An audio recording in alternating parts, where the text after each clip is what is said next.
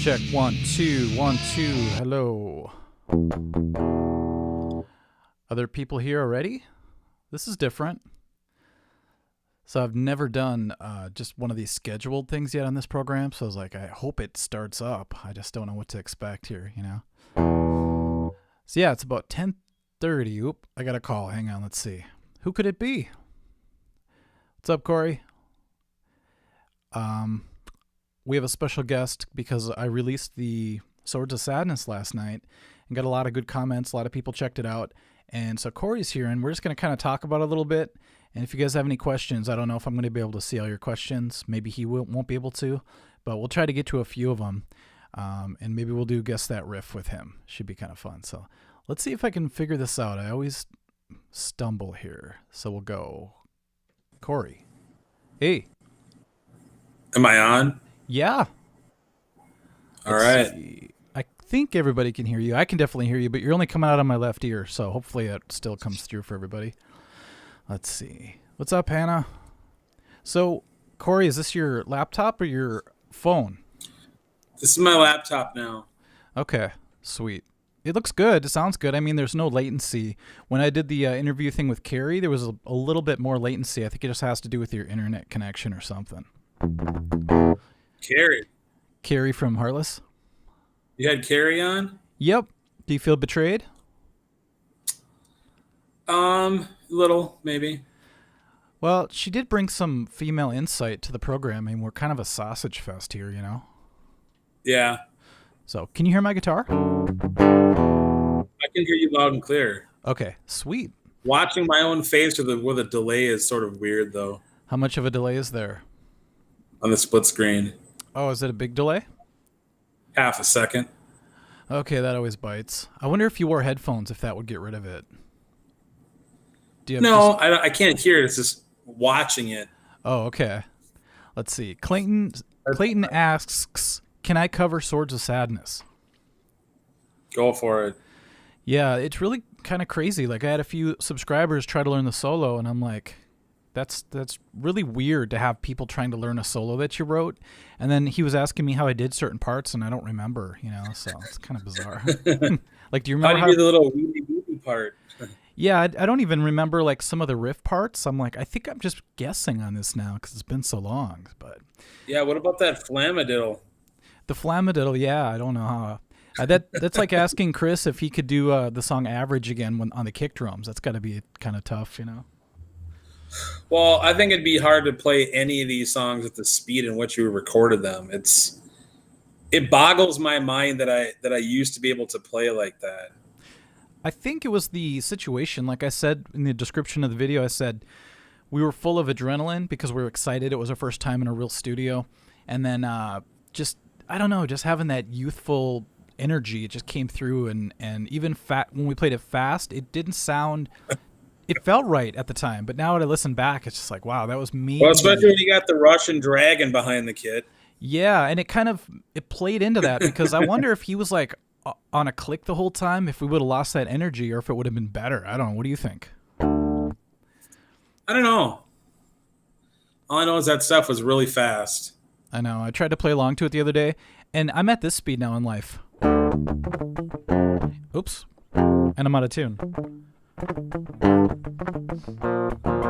That's where it feels right to me, but it's like weird. Well, like 20% see, faster. what I've sort of learned in my later years is as a bass player, you don't have to copy the guitar riff. Right. And back then you guys were like, Cory, gonna play it this way. Exact. Just like us, note for note. And now I just, when we did the live thing last time, I couldn't play it. So I just kind of rolled the D and came in with the tail. Da da da da da da da da da da. Well, you used to do that part too, right? Yeah, that's crazy. I used to do all that. I used to think, well, we used to be in standard tuning, and I believe I used sort of medium gauge strings. But for the last 20 years, I've played such drop tune, detune stuff in my bands that I play heavier gauge strings. Mm-hmm. And it's almost impossible to like fret and pick that stuff with the thicker gauge, man. It just makes a huge difference. Yeah, I remember one time, like string gauge makes a big difference when you're used to a certain gauge for sure. Like we were so used to standard, and then I think we dropped down half a step at Ryan's one time for some reason. We wanted to sound heavier, and it sounded just like a sloshy mess because it was like we couldn't articulate anything, you know, kind of like I'm right now. Like, right. It sounded really kind of sloshy, and I'm like, well, I think that the key is to go up a gauge every time you drop down a half a step or something like that. There has to be some kind of equation to that. You know where I found it's really audible is on Saint Anger. Oh yeah, for sure. The Metallica album where they went to drop Z tuning for the first time. Mm-hmm. And it was I think Bob Rock pretty much played bass on that whole album. Yeah, it's like it's super detuned, and they didn't go with heavier gauge strings, so the whole album kind of sounds out of tune because you know when you hit that wobbly string, it just really it kind of goes out of phase. I was gonna try to do my impression of it. It's like there's like no discernible note there, you know. Yeah, it's my only gripe about that album, and everybody hates the weird snare drum action. Oh, we're losing Cory. Why am I freezing up? I think the Matrix has got you. I think you're coming back. You're a little pixelated, but it's funny because I'm the one that's in front of the Pac-Man machine, but you're pixelated. Yeah, it was looking really weird there for a sec. There you go. Oh, this is like I was frozen. Yeah, that's weird. How's my audio fine? Is it just the video that's screwed? No, the audio's a little choppy too, so maybe we'll just wait for it to buffer or whatever the hell it has to do. There you go. You're back. I think you're back. Hello? High def. Okay, now I can hear you. All right. So what I was trying to say was Saint Anger? I'll tie this in with the comments for Swords of Sadness. With everybody, all the geniuses picking up on like the Metallica, Megadeth influences in this song. Way. Like, oh, no shit, you know. Oh, it sounds like Metallica. Yeah, everywhere we went, they called us like Metallica Junior, you know, or whatever. Well, we were okay with it for a while.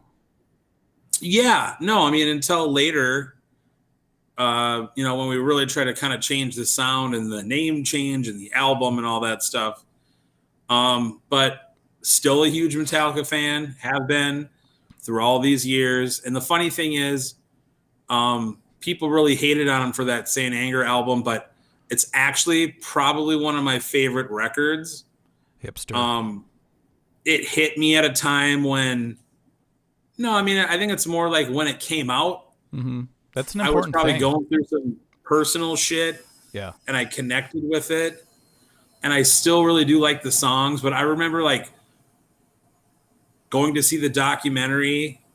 That was depressing for me. Some Kind of Monster, buying it on DVD, you know, watching it and seeing the kind of whole process that they went through for that album. And everybody kind of bitches about the weird snare noise. That doesn't bother me, but the weird out of phase, like drop tune guitars. I never thought of that. Bumps me a little bit, but the rest of it, honestly, when I get back into a jag of like working out, because I like to run, I like to go to the gym, get on a treadmill, put on a bunch of metal and just run, and get a good sweat going, you know, run a few miles. First thing I put on is Saint Anger. I could see why. It pumps you up at the beginning. It sets the mood. It's a certain tempo. Yeah. Frantic is the first song, right?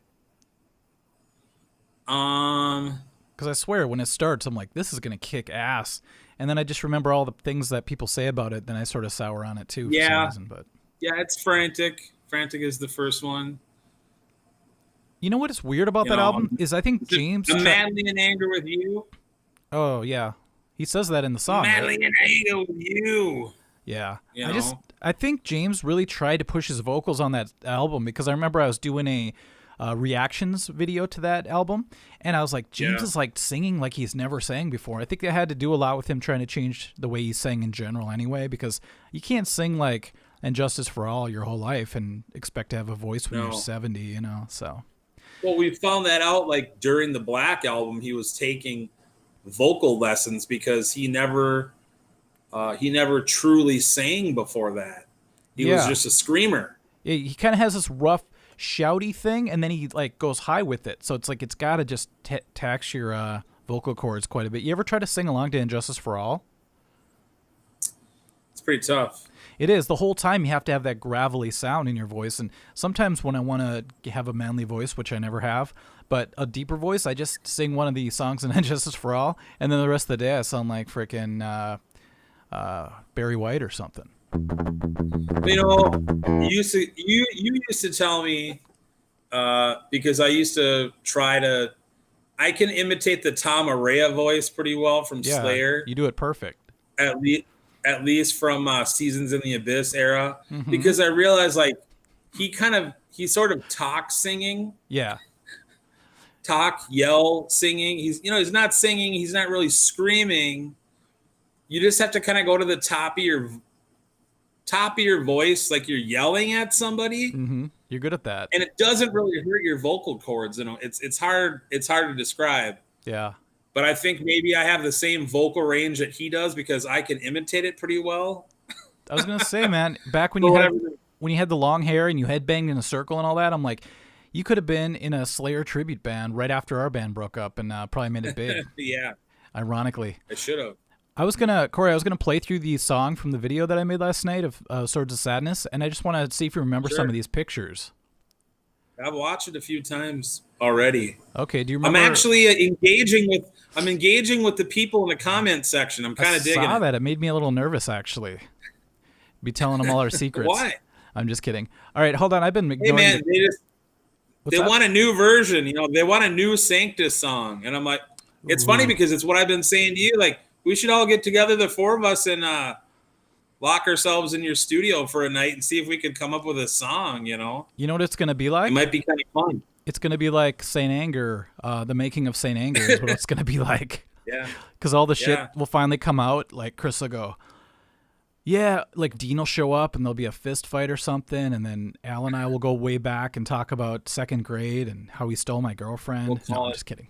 We'll have to call it like dad metal. You know, there's dad rock. Dad metal. I like that. You know, it's dad metal. It's definitely one of those things where every band has to have a therapy session, I think, eventually, but we never had it. I think that was our problem, you know?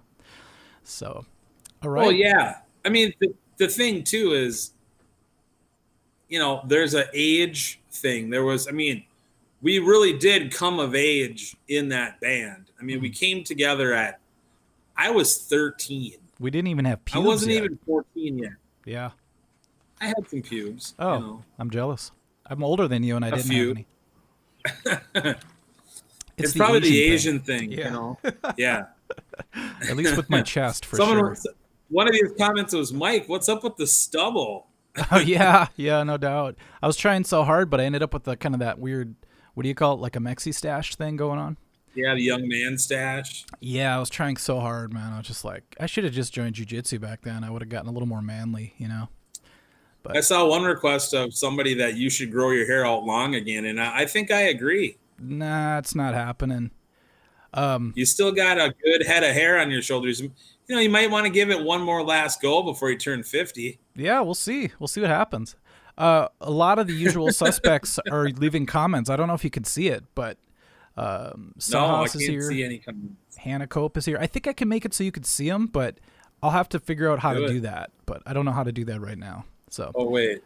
I see a little thing in the corner that's got comment thing with a red dot on. Okay, now I can see it. Okay. So 40-watt super chat, $2. Thank you very much. Any advice for a bassist looking for band members, Cory? Cory has that same question. Yeah, how do I find a band? Cory, you want to like talk for a little bit? I have to run to the bathroom, so can you cover this question? Cool. Absolutely. You could put together a band, but at this point, where are you going to play? Probably one of the weirdest things that I've seen lately from the musicians that I follow on Instagram, specifically like Scott Ian and the Anthrax guys, they're doing these Zoom recordings. Timon, hey mate, how's it going, buddy? They're doing these Zoom like cover song sessions. It's crazy. I don't know how they do it. It sounds great. And it's what these bands are sort of forced to do right now because they can't tour. These guys are mostly living their lives out on the road. And right now that's not an option for anybody. Just because of the state of the world, which kind of sucks. 2020 is a crazy year to be alive and try and, for a lot of people, make a living. Like myself, I'm no longer in music, but I own a restaurant, and the governor of our state here in Minnesota shut down all dining rooms. So we have to do takeout only. So that's kind of affecting everybody's life right now. Yeah, right now would be a good start to start a band and lock yourselves in the drummer's house and practice until COVID is done. That's a great idea. That's sort of what we did back in this era in the early 90s between probably 92. I wish I could play that Pac-Man. It looks fun. That's just sort of a weird backdrop for Mike over there. But this is what we did. We locked ourselves in our guitar player's basement, and we rehearsed every single day after school like it was a job. We left directly from school. We went to Al's parents' house in the basement. And I don't know how many months that lasted for before we actually had to go get a real rehearsal space. I believe the police were called a few times on us for noise complaints. And then we started venturing into the world of artist rehearsal spaces, which is a whole other thing when you're 16. You can barely afford to put gas in your car, let alone rent a rehearsal space. But I'm guessing we used our band funds to pay for those first, rehearsal spaces. You answered questions, Cory? That's what we're doing. Yeah.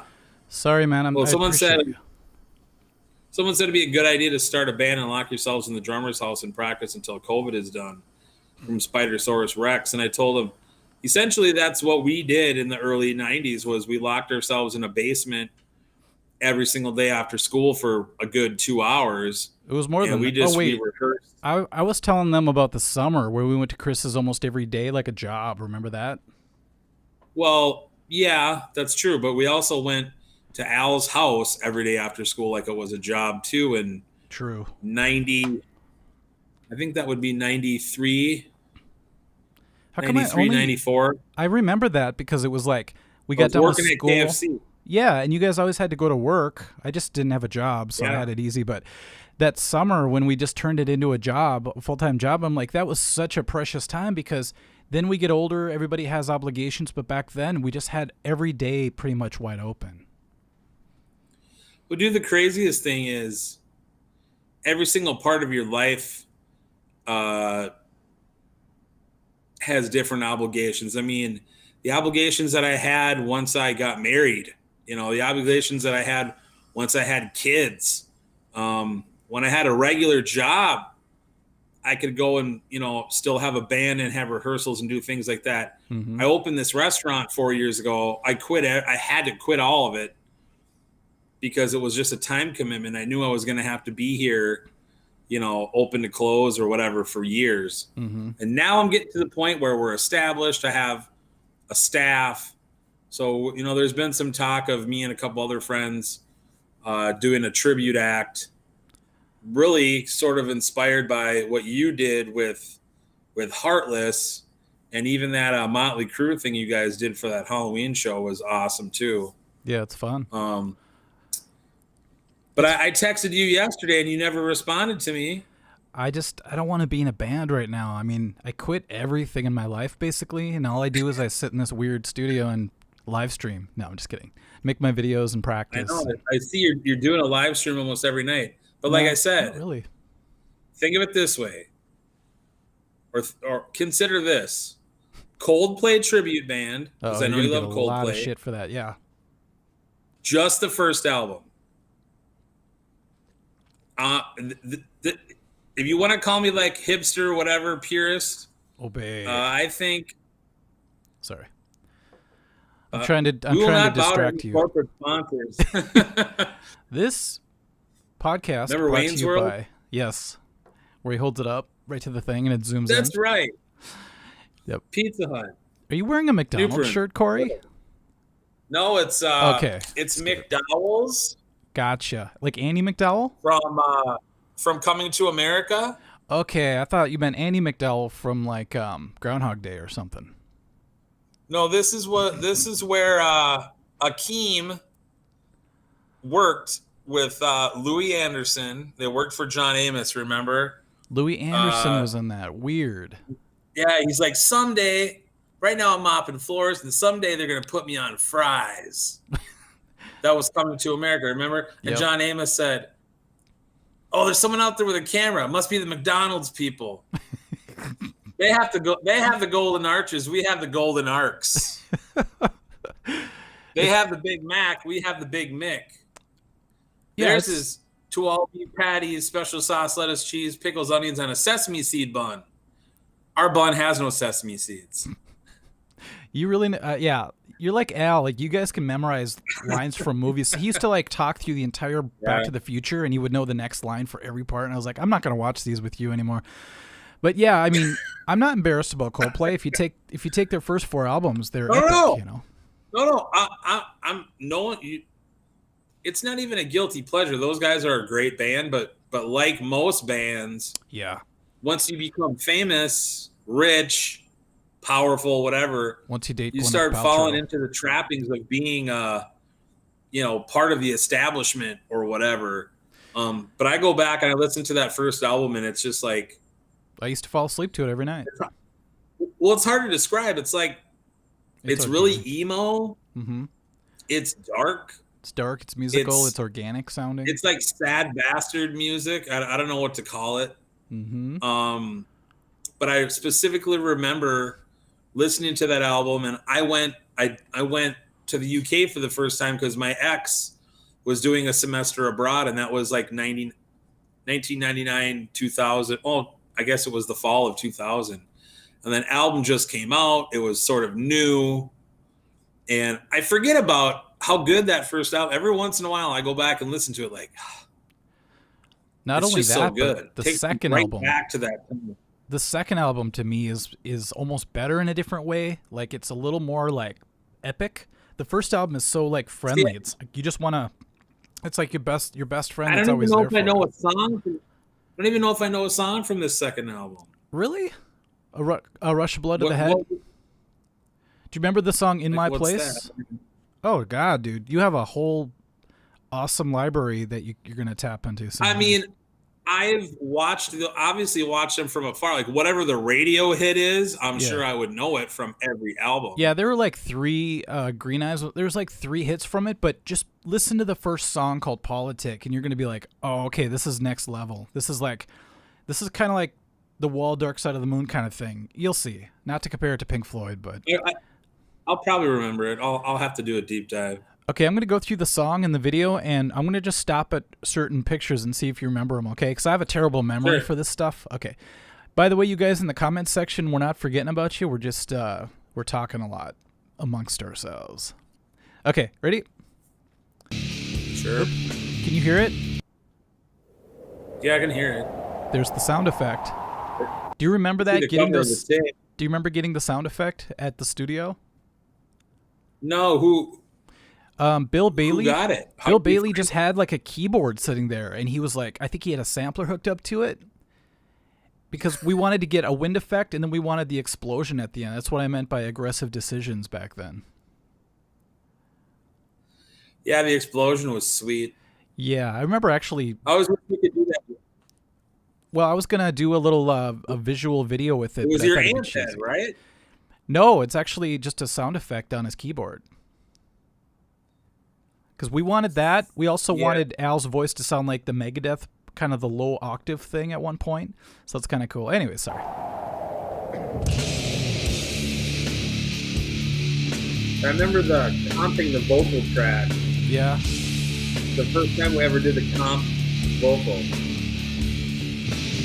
Remember when Al did the double vocal, and he was like, we all freaked out. We're like, that's the sound. And then there's a part towards the solo where his voice goes cha cha because he ended it in a different place. Goes, yeah. And there's a couple like mysterious things I couldn't explain back then, but they were accidents. Didn't we call it like the Ozzy sound? Dude, it sounds like Ozzy. The doubled vocal. The doubled vocals, yep. And Al was good at it. Some voices don't sound good doubled, but his worked perfect for it.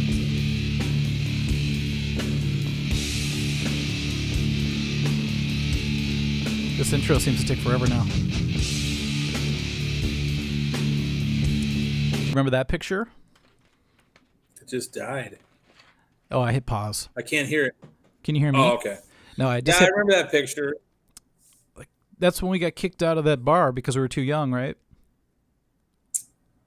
So we said, screw you, we're going to set up at a state park. Did we go over that in the podcast? Yeah, a little bit. We did, didn't we? I don't know if anyone here saw the podcast, though, but like a real quick version of it. Show of hands. Who listened to the podcast? Skeletor says Sanctus plus Anthrax equals Santhrax. It's kind of what we sounded like. We had a little bit of Anthrax in that. Right. Do you remember that night at the Mirage when the drummer from Sepultura was upstairs in the bar apparently making fun of dancing around to I can't remember what song it was, but I don't saying that it sounded like Anthrax. Don't you remember that? No. The actual drummer from Sepultura? Yes. Igor? Igor was at the Mirage because they were playing at First Avenue like the next day. Wow. So he came to the Mirage to like hang out. He watched us play, and apparently they were up in the bar making fun of us, those bastards. What was? Oh yeah. Was it Your Last Breath? Your Last Breath. They were making fun of us that it sounded like Got the Time, like Anthrax doing Got the Time or something. Yeah, but they were like mocking us. Wow, I didn't know that. Or something. I just remember some dude coming telling us, yeah, he's like making fun of you guys. Like, we were too, ha ha ha. It was like Great. some old, they were up in the bar. We were only 17. I was 17. You were probably 18 at this point, but we still couldn't go into the bar. No. The upstairs bar. If I would have known Sepultura was upstairs, I think I would have freaked out a little bit. Dude, that was the night. Well, I remember seeing him walk in because like Blam or somebody was selling T-shirts at the front door. That's the night that Chessie grabbed me and made out with me. Oh yeah, that night after the gig. I remember that. That was like the beginning of the whole thing with me and her. Wherever she is, she's out there somewhere on social media. Tell Chessie you loved her. Cory, did it go like this? Yep. That's right. I can kind of see where they got the time. Your Last Breath, baby. Here's Got the Time. Right? Yep. It's funny. Every time I hear that song now, all I hear is chicken in my head because somebody put the comment one time, and now I can't hear the song without hearing chicken in my head. Chicken in my head. Chicken in my head. And now everybody else is going to hear that from now on, yeah. 40 Watts says, have you ever listened to looks annoyed. No, I'm not. I'm just listening. This is my resting dick face. All right, continue. You guys don't know that Mike is a total dink most of the time. I try to tell him. I'm like, don't let my normal videos fool you. I'm not like, hello, everybody. This is Mike. I'm usually like, get out of my face, kid. No, I'm just kidding.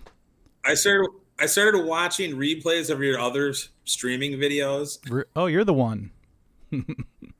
Oh god, it was cracking me up just listening to you doodle on your guitar and make small talk. That's what it's become. That's what it's become. People seem to like it though. I mean, it's kind of cool. Like just signing on at 2 a.m. and like 100 people right away just pop up. It's like, how does this happen? Half of them are in like Europe or something because of the time zones. But yeah, it's all it is. I guess gamers do this all the time. Like I'm really green to gaming, but Sophia was like, Yeah, Like they Twitch? they just sit around like they're in their bedroom just hanging out, and they play video games, and everyone just Twitch talks. stream? So, I guess at least I have a guitar I'm holding, you know. Real quick, last night we were doing one string riffs to see if who can name it first. Do you want to try one, Cory? Sure. Okay, you guys ready? So is it one note? Like one note? It's got to be one note, Riffs? just some sort of gallop or something that tells you what song it is. Ready? Sure. All I'll right. try. I'll see if you can get a few we did yesterday too. Okay, here's the first one, everybody. That's all you get. Sahas, chicken in my head. It's never going to leave your head. Oh, chicken in my bread. That's funny. Do you know the bread thing, Cory?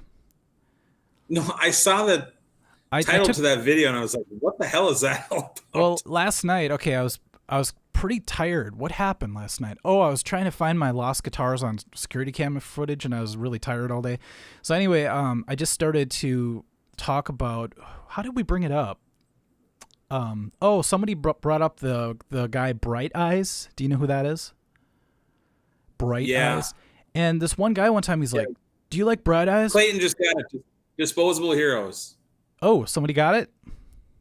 Yeah, Disposable Heroes. Sweet. I was gonna wait for you to stop talking, and someone already put it in. Was it Clayton? Clayton was the first one? Yeah. All right, we'll put him up. Yeah, so anyway, the whole show at the end, the show, I don't want to call it a show, became like bread puns the rest of the time. So people are like, you know, because a bread fan, and all of a sudden we're like Master of Crumpets, and what was the best one? To live is to rye. And the best one though was Don't Bread on Me. I thought that was really funny. And then last night I was thinking about it, and I'm like, what's that? What about like Enter Bread Man? Somebody said that. They've all been taken, I think. But then somebody last night, late at night, commented and said, what about the albums Loaf and Reloaf? And I thought, that's pretty good. You know, I didn't even think about that one. And then I thought, how about one and just Someone call it... just said, so Civi Zautima, I can't pronounce that name. I don't know what country that person's from. Yeah.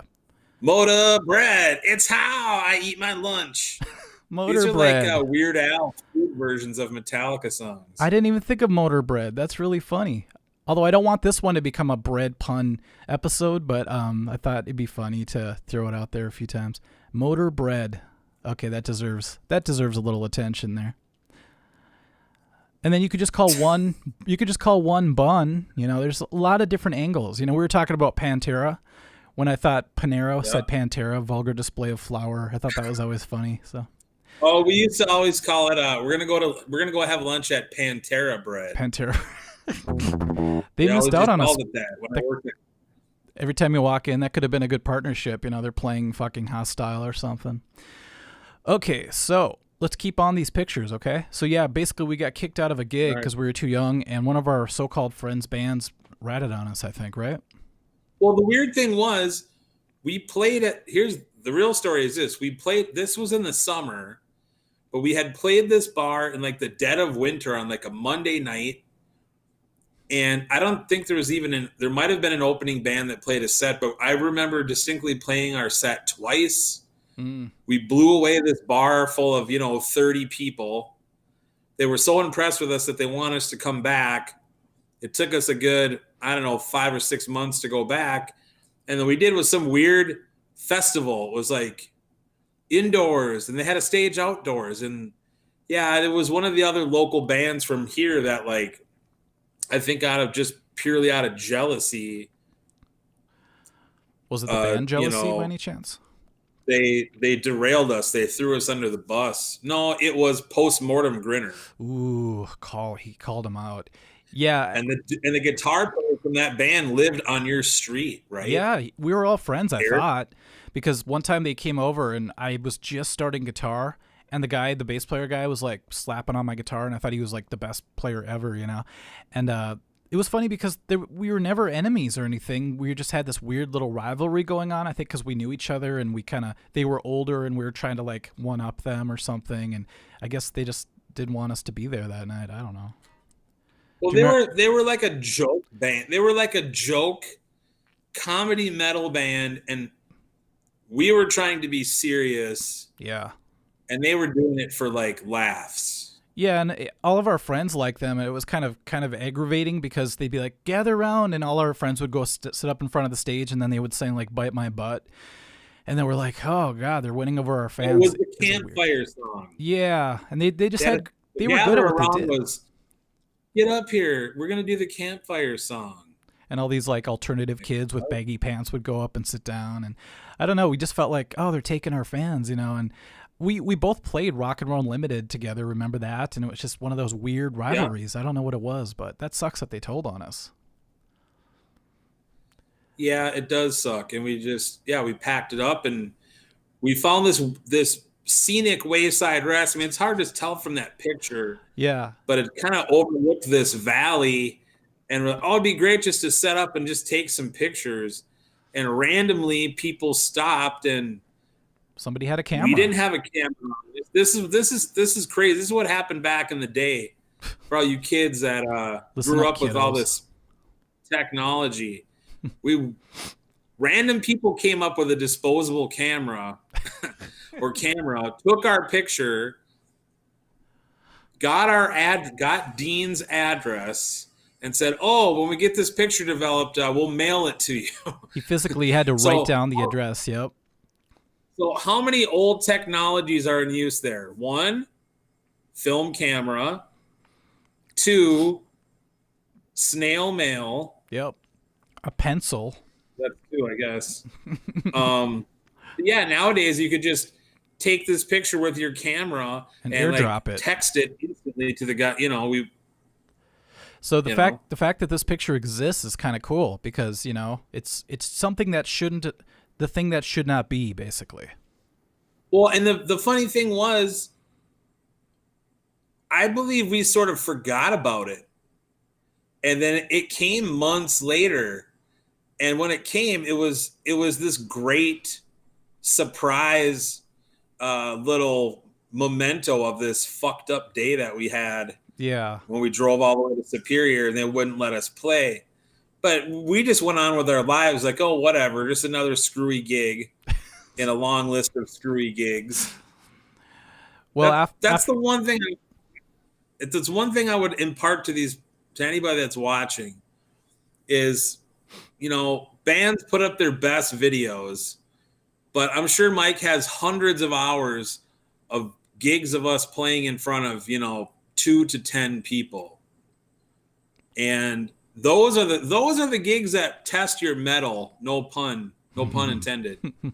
Is, can you do your show? And we did. We'd go.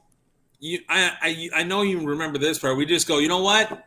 Let's just think of it as a practice. Paid practice. There's no one here. Not paid, but yeah. We're practicing our stage show. We're practicing our presence, and we did. We would play these shows just like there were 1,000 people there. I think we sort of like a law of attraction to ourselves on accident because we would I would at least pretend we're playing like First Avenue, even if we're playing Ryan's on a Tuesday in front of, like I put up that video about getting heckled, and that kind of showed people a little bit of what it was like most of the time. And then 1%, maybe 5% of the time, you're actually playing a big show.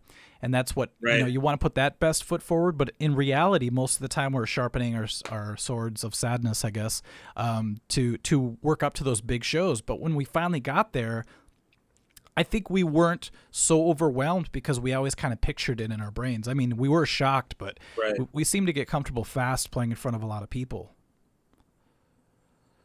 Yeah, well, we had waited. For a while. Patiently waited for a while, for that to happen. Those videos are so funny, but it's more like the asides from your mom, like, oh, this place is dead. She's Korean, man. She was so blunt. Me up so hard. She's like, and then Tony too. Tony comes back and what did Tony say? Then Tony comes back and goes, well, I chopped it up because first Dean was back there and Dean was like, don't worry about it, you guys. And Chris, I had to delete this. I have it, but I had to take it out of the video. Chris was pissed. Dean's like, he goes on a rant, right? No, he just wouldn't talk. Like he looked really mad. Like I think he had a date that night, and we I don't know, called him up and dragged him out of his date, and he just looked like that. And then Dean's like, you all right, Chris? And he's just like, yeah, whatever. And the rest of us are trying to like justify the night. Like I'm like, I think the crowd just is kind of lame or whatever. And then all of a sudden Tony comes in and he goes, how does it feel to bomb you guys? He was just so like funny, but then he talked us up too. He, Tony's always been good to us. So. Hey, my stepdad. Can you talk for a minute? I need to take a quick bathroom break. I have a business thing here. One of my employees is texting me. Do it up. I'm just going to play some stuff here, read some comments. So. All right, I'll be right back. Okay. You guys still making bread puns over here? Jump in the oven. That has a little bit of a bread connotation, doesn't it?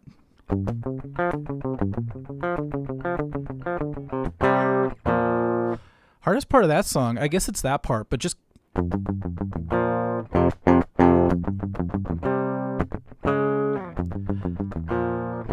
I guess it's not that. I mean, it's a little bit tough. It's weird because I used to think it was... But it's actually... There's like a muted thing happening there. Or ghost notes, what a lot of people say today. A lot of ghost note talk. Notice that? But yeah, last night when I was in bed and all of a sudden I was reading the comments, people were still posting about the bread thing. I don't know, it killed me. I literally couldn't go to bed because I was thinking of some of them and laughing, so. Spidersaurus Rex, any suggestions for starting a band? Yeah, just be a band of one at first and do everything you can to start it off and be the rock, So if I had to start a band today, I have a lot of friends I could call, luckily. But if I didn't, I think I would cultivate the band myself first. And then if somebody joined as a partner, then we'd be two people strong. I shouldn't say too strong. And then from there, you could start to, hey, do you know a bass player? Start to put the word out a little bit. But I'd be making set lists. I'd be, practicing. I'd be trying to pretend I was on stage, get used to the feeling of standing up and playing if you're playing a guitar and singing or whatever. And then it's weird when you fake it at first and you really put a lot of time into things, it's almost like the world responds and starts to feed you little, little bits of payback for all your hard work. It just always seems to go that way. It's very strange. But be consistent and make sure that you start to talk to people in groups. Like on Facebook, you can have like a local music scene group and then be like, hey, I'm looking for a drummer. Does anybody know anybody? And you'd be surprised. I mean, a lot of great drummers are already taken, but there's a lot of people that just practice in their rooms that wouldn't mind jamming here and there, and you never know what can happen from there. So, all right, what are you guys talking about? Let's see. My wrist hurts, man. I'm practicing my galloping. I swear it's not because of wanking. Sure.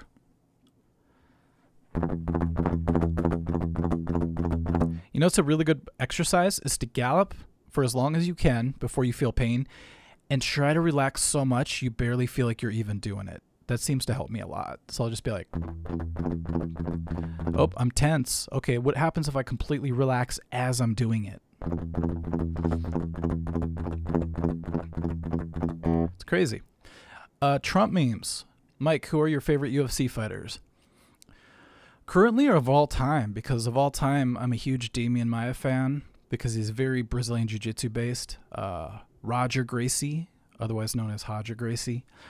I love the whole Gracie family, really Hickson the most, I would say. And then I was always a big fan of, coming up, John Jones, of course. Anderson Silva was huge in my world, BJ Penn, and just anybody who incorporates a good ground game. I like that because some people are, stand-up fighters most of the time, like Justin Gaethje's like that. And you saw what happened when he went down against Khabib. Wasn't pretty. So it was really shocking. I mean, anybody looks bad on the ground with Khabib, but he seemed a little bit clueless. Like, he got up from the triangle, and he almost, looked like he was going to slam him, but in a weird way, he was kind of setting himself up for worse stuff.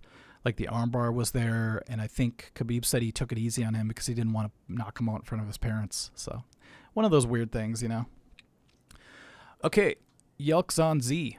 My right hand has to struggle through the fast down picking, and my left one always gets sore for some reason. You guys really, it's one of those things where you have to put yourself through boot camp at first. So you start to practice, you realize your tensions, and then you have to start to tell yourself, can I do this with maybe 5% less tension? That's how I got Master of Puppets down eventually, is I had to really relax. At first I was like, I was really struggling, you know? Then I'm like, man, what if I barely pressed down on the strings? And I tried all these different tricks. And eventually I found out that you really do have to go the Zen route to be able to go that long, because you're going to burn out. Like, watch James live. Like, now that he's not on cocaine or whatever the hell he was on back then, he's always like kind of just like this, you know, and he's picking really fast. He's really relaxed. If James turned red every time he picked, he would burn out, you know? So let's see. Who's your favorite boxer? Oh, I was just going to answer who my favorite boxer was, but I don't want to say it because it's so generic, because I grew up watching Mike Tyson. So he just fought like the other day, which is insane. I don't know. I heard it was a lot of hugging. Yeah, I mean, at that age, I think you're always just trying to get a breather, you know, it's got to be tough. But I saw Tyson launching his, you know, crazy hooks, just his whole body going into it. It looked really brutal. I don't think he was holding back at all. I think he was really trying to knock him out. So Sahaz is like, what live shows have you been to? I made a whole list one time. It's too many to mention, but I'll send you the list. What's that, Cory? I think we're stuck. Tyson is in like great shape. I only know that because, like you, I listened to almost every single episode of Rogan, and when he had him on, he said that he's lost like almost 100 pounds or something. Yeah, the first time I saw him on Rogan, he was like smoking weed, and he was really peaceful, and he was talking a different way. And then the second time he was on, I think he was more like battle ready, and he went a little bit psycho. I mean, he was talking about having orgasms, beating people up, you know, and stuff like that. So yeah, Yelkan, you're welcome. All right, should we keep going on this video? Sure. It'll take us all night if we don't keep going. I know. Spend like half hour on each picture. Okay, what's this? That was Lisa Knudsen's birthday party. Popular girl from our school. 2 years before the song came out. Yep. Hold on, I'm going to cover this kid's head because I don't like him. That's Brandon Fackler. I know him. I still know him. He's probably a cool guy. He just ruined the picture. Taking up all the all the FaceTime. Look at the sweet North Stars t-shirt he's got on. Yeah, I was going to say that old totally school. Dates this picture. Yeah, do people even realize it used to be the Minnesota North Stars before it became what? The Minnesota Stars? I think they know. And then it became the Minnesota Wild. People know. Well, there's the white V. There's Al with his Strat, the yellow Strat that smelled like vanilla. What? When he first bought it... The Strat smelled like vanilla? Okay, when he first bought his guitar, it was like, oh, I got a new guitar, and it was so epic, and he opened the case, and those gel packs were inside to keep it fresh or whatever, and those smelled like vanilla. So I always thought it was the guitar that smelled that way. So I'm like, someday I'm going to have a vanilla-smelling guitar. It's going to be great. Never got one, though. I always had a white V that smelled like angst. Well, the one thing I can see from this picture is that you have the trem bar attached, which I remember you ditched that trem pretty quick. I just kept going out of tune with it. Like, it wasn't a very strong bridge, so I would like do something small on it, and suddenly I'm out of tune and I have locks, which is a nightmare, you know? Well, it had a Floyd Rose, right? Isn't that supposed to be like... No, it was like a licensed Floyd Rose. Bombing? No, it was like a licensed Floyd Rose, and there's a huge difference even between original Floyd Rose and a Floyd Rose special. I think that's what it was. And the difference is they call pretty... it Floyd Rose 2? Yeah. It was Floyd Rose 2. Yeah. Like numeral 2. But the good ones have like a sharper edge that make contact with the posts, and it stays in tune because it just, I don't know, it's like floating in a different way than the specials. So I don't know. Let's see. Should we keep going? Right. That was January of 91 right there. Jeez, good memory. About 3 months after we formed. And by the way, Metal Riffs and Fun Thrash actually got the answer right first. Somebody told me, so I had to put that up. But this girl and her hair, that's what every girl looked like back then. I swear to God. Everyone had that hair. I just have to address RS in the comments here. It says, hey, Cory, why are we bass players always the coolest guys in the band? I tried to ignore that. People think drummers and guitarists are the dudes. It's because we're the bass player, we have to make up for it with stunning personality. It's true. It's like being really Always, short. Like a short guy has to be really funny or rich. right. I get it. I say that knowing my dad is 5'6". So, all right. So yeah, I'm wearing the POW shirt. I think that's Tony's shirt because I didn't have very cool shirts back then, so I think I borrowed that. And then Al's got his Iron Maiden shirt on, and it's back then we didn't care if we were like good looking and like fit looking. We just like, oh, here's a big baggy black shirt. Let's just throw it on and see what happens, you know. All right, let's keep going.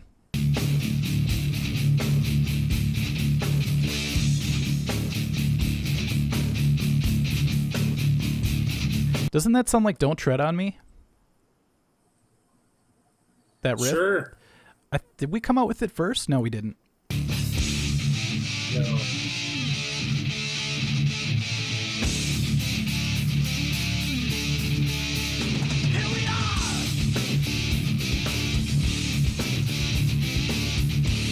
This looks like a... To me, the weirdest thing about looking at these pictures is knowing that this stuff was like 30 years ago. Blows my mind that it's been 30 years. Well, even if you went back in time and tried to tell us personally, guys, enjoy this, you know, someday you're going to get older and look back and you're going to miss these days, I don't think it would have computed because you're just in the moment when you're young and you're just like, we're just doing our thing, you know? So it is weird to know that no matter what, you had to go through the journey not knowing that someday you were going to miss it, you know? The big white high tops, and Chris is set up in front. Is that the Regime gig probably? Yeah. Looks like it. All those amps behind us, Al's crate. I got my white Charvel there. See, you know, I don't know if I actually like my Charvel or if I was trying to kind of fit in with you. Probably. But I definitely was a Jackson Charvel fan because of Dave Ellefson from Megadeth. Mm-hmm. Played Jackson basses. And he's also, the town he's from in Minnesota is called Jackson, Minnesota, which I think is kind of weird. That is weird. Into being he's still a Jackson artist. But the crazy thing was, I have a funny, do I have a minute to go on a tangent? Cory has a story. We used to call Cory Story, by the way. Right, yeah, we have all night. Sure. So, back in the early 2000s, I was in a band called Hook Echo. And to me, Hook Echo was like if Sanctus never broke up and we kept going and we kind of shifted it into the new metal realm a little bit. To me, that's what Hook Echo was. It was same type of 4 suburban dudes, you know, same kind of background. We had a band, we played for a few years, but at one point we were trying to get in, you know, we were trying to do demos and get a record deal, shop the industry stuff. And we met this dude named Tom Hazart, who produced a demo that we did called the Cleveland demo. We called it the Clevo demo because we went Strongsville, Ohio. It's like the Coon Rapids of Cleveland. Let's put it that way. But Coon Rapids is to Minneapolis, this town, whatever. So we did this demo with this guy. Now this guy, Tom Hazard, all these years later, he's in the Dave Ellefson solo band. He's the singer. Really? That guy produced our Cleveland demo back in 2003. So it's funny you sent that cameo to me from Dave Ellefson, but I actually have a real world connection to Dave Ellefson now, except for I had some shit go down between me and that guy, and we're not on good terms anymore, which sucks because I could probably actually meet Ellefson and like hang out with him. Yeah. But I've been following him on Instagram, and I found out on a couple of those records he actually used Spectre bass, which I've been playing almost exclusively now for almost 20 years. He used one of these old Spectre basses to record a bunch of stuff. Really? Can't remember Countdown to Extinction. or maybe it was Holy Wars or a couple of those albums, something like that. But was that your bass? Never. What's that? Was it your bass he used? No, I mean he just had his own Spectre. Oh, whatever. that would have been funny. He's like, I thought that's why you guys had problems. He stole your bass. Okay. No, I just, bass players that are in the know. Yeah. I wish I would have found those basses a long time ago because I struggled with that Charvel bass because it had a really flat, wide neck. It did. I remember that. I believe I went from that thing to that's when I got my Ibanez sound gear because it had a really thin radius neck. Yep. Oh, look at that picture. Holy sheep shit. Yeah, this is when Cory tried to pull a Fabio on us here. It's like, strike a pose. I started growing it out, so I kind of had the mullet going. A little bit. I mean, not as much as Chris always had, but we were all Chris cut it into a mullet. I was growing it out. It was just kind of a baby mullet, Yeah. By default. What's funny about that picture is that we were all in a weird growth stage, just trying to figure it out. Let's see. But anyways, yeah, I mean, you guys can all go ahead. Oh, there's the sound gear. It's funny. Yep. I just mentioned the sound gear. Yep. If you go through the pictures, it's just Cory's different basses. Look at that one. That's my Artie Artist. That was at Comstock. Yep, outdoor gig. That's probably the thinnest I've ever been in somewhat adult life. Yeah, you look like you're cutting weight for a fight or something. I just look like a totally different human being. Well, I mean, I was. Yeah. I think you were going for a Phil Anselmo kind of thing with the hair too. Well, I started shaving it on the sides, kind of doing the rock hawk. Yeah. Look cool. Let's see. I'm just going to scan through the pictures because people could just go watch the video if they want to hear the song. There's my Yamaha and my mustache. I remember when you got that guitar, it was like, you bought another guitar. Yeah. After the white V, I had to get something. I missed that it's actually a Pacifica, and that thing was a great guitar. I don't know what the hell happened to all my guitars, Cory. I mean, now they're getting stolen, but back then, I swear. Know. Did my mom throw them away? She's very Korean. No, I think you're like me. I think when you went to a new guitar, you had to trade up because you didn't have a lot of money. I was the same. Anytime I got a new bass, I always traded up. I never hung on to anything because I didn't have the money. I totally forgot about trading up. That's right. They all probably went to for $50 or something. Yeah. Oh, we'll give you $99 or something. Ugh. Okay. This is First Avenue. Some Metal Massacre, but I like the way you're headbanging, Cory. Your head looks like it's on fire. Man, the next day at school, my neck used to hurt so bad. Especially after a First Ave show at Main Stage. Oh, yeah. Freak out. Oh, then we have our demo tape or something there. Yeah, that was a rough mix leaving Bill Bailey's place in Uptown. I remember the day that we did this recording. It was the day of the Freddie Mercury concert. Really? At Wembley Stadium. Because we listened to it on the radio on the way down there. They were broadcasting it or whatever. So whatever day that concert was the day this picture was taken. So we probably had Swords of Sadness on that tape, right? Or was this the first demo? I think this was the first demo, the green demo. Okay. The Fail to Be. Crushing with Power. My Demand. Lie, fail to be. That's right. God, I got to upload a song from that tape. That's going to sound really old. This looks like... Is this Ryan's? That's the Entry. Oh, okay. Yeah, that's right. 7th Street Entry. That's why I started going through my baseball shirt phase. Yeah, it's almost like a Kevin Smith thing before you even knew about him, right? Yeah. No, you probably knew about him at the time.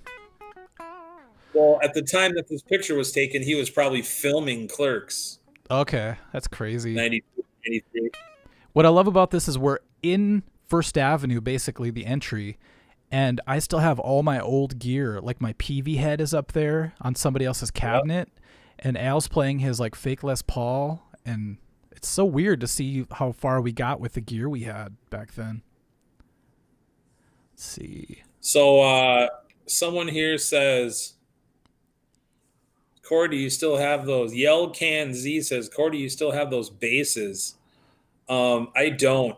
Like we were just talking about, one day I sat down and figured out that I've owned something like 30 basses or 35 basses or something. Jeez, over I was the gonna years. guess like 12. Damn. So many. And I've got a pretty good memory. I remember most of them. But really for the last since 1999, I've pretty much strictly been all Spectre. Just a great sounding bass, great feeling neck.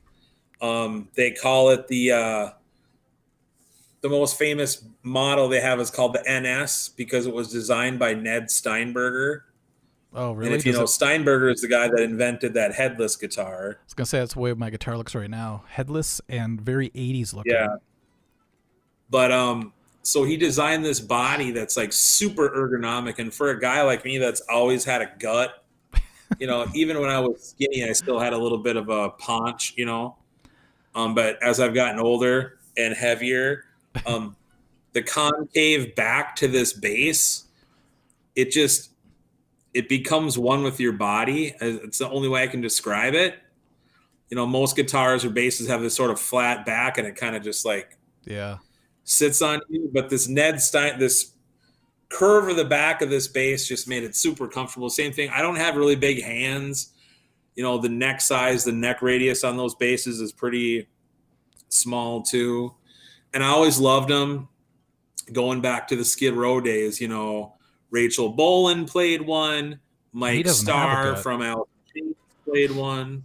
Do they make a bass that's specifically for big guys with guts that like it's like a C shape in the back and your gut fits right in the back? I'm telling you that's what this bass was.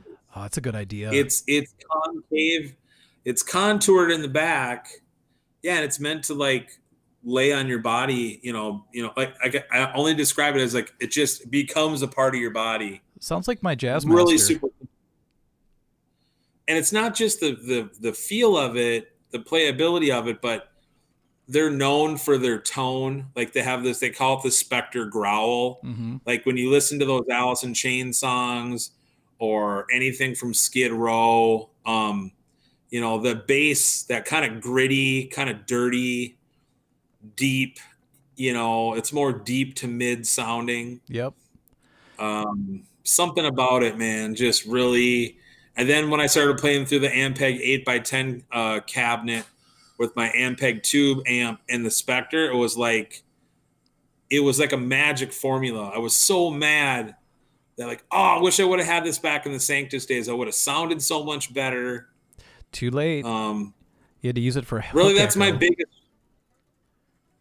Right, that's when I found it. You know, it's kind of like when we played a lot. It's kind of like when you date a girl and she's crazy and not fun, and then she figures it out after you guys break up, and then you're like, damn it, could you figure that out sooner? Hey, Cory, do you remember what this picture's taken from?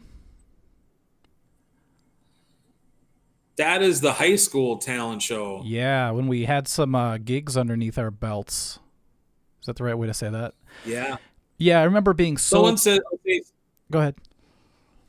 Okay, so Roberto Hernandez Jr. wants to know who inspired me to play the bass.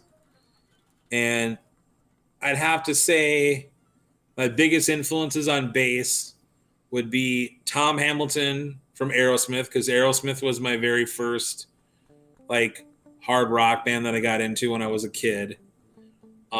Probably Duff McKagan from Guns N' Roses, because Aerosmith and Guns N' Roses were my entry sort of into rock music. But after you guys introduced me to the Metallica thing, then it became like Cliff Burton. Yeah. You know, and then for sure, absolutely for sure, Dave Ellefson from Megadeth. I really liked that guy's sound. And I think that's why I went for the Charvel bass, because I'd go, oh, well, if that dude has that sound, how do I get that sound? So I'd get the bass. And then someone told me, it's not the bass. He's using these round wound strings. I thought you were going to say so Blue then I started Steel. The blue steel, yes, the blue steel round wound strings. Diodero makes like a nickel version, or there's different metals that they use, but the way they wind the string really gives it that sort of punch and that snap or bitey sound. Whatever. Yep. Well, the first time you heard Rust in Peace, like Dawn Patrol, is it that song that has just the bass? Yeah. Or how's it go? It's like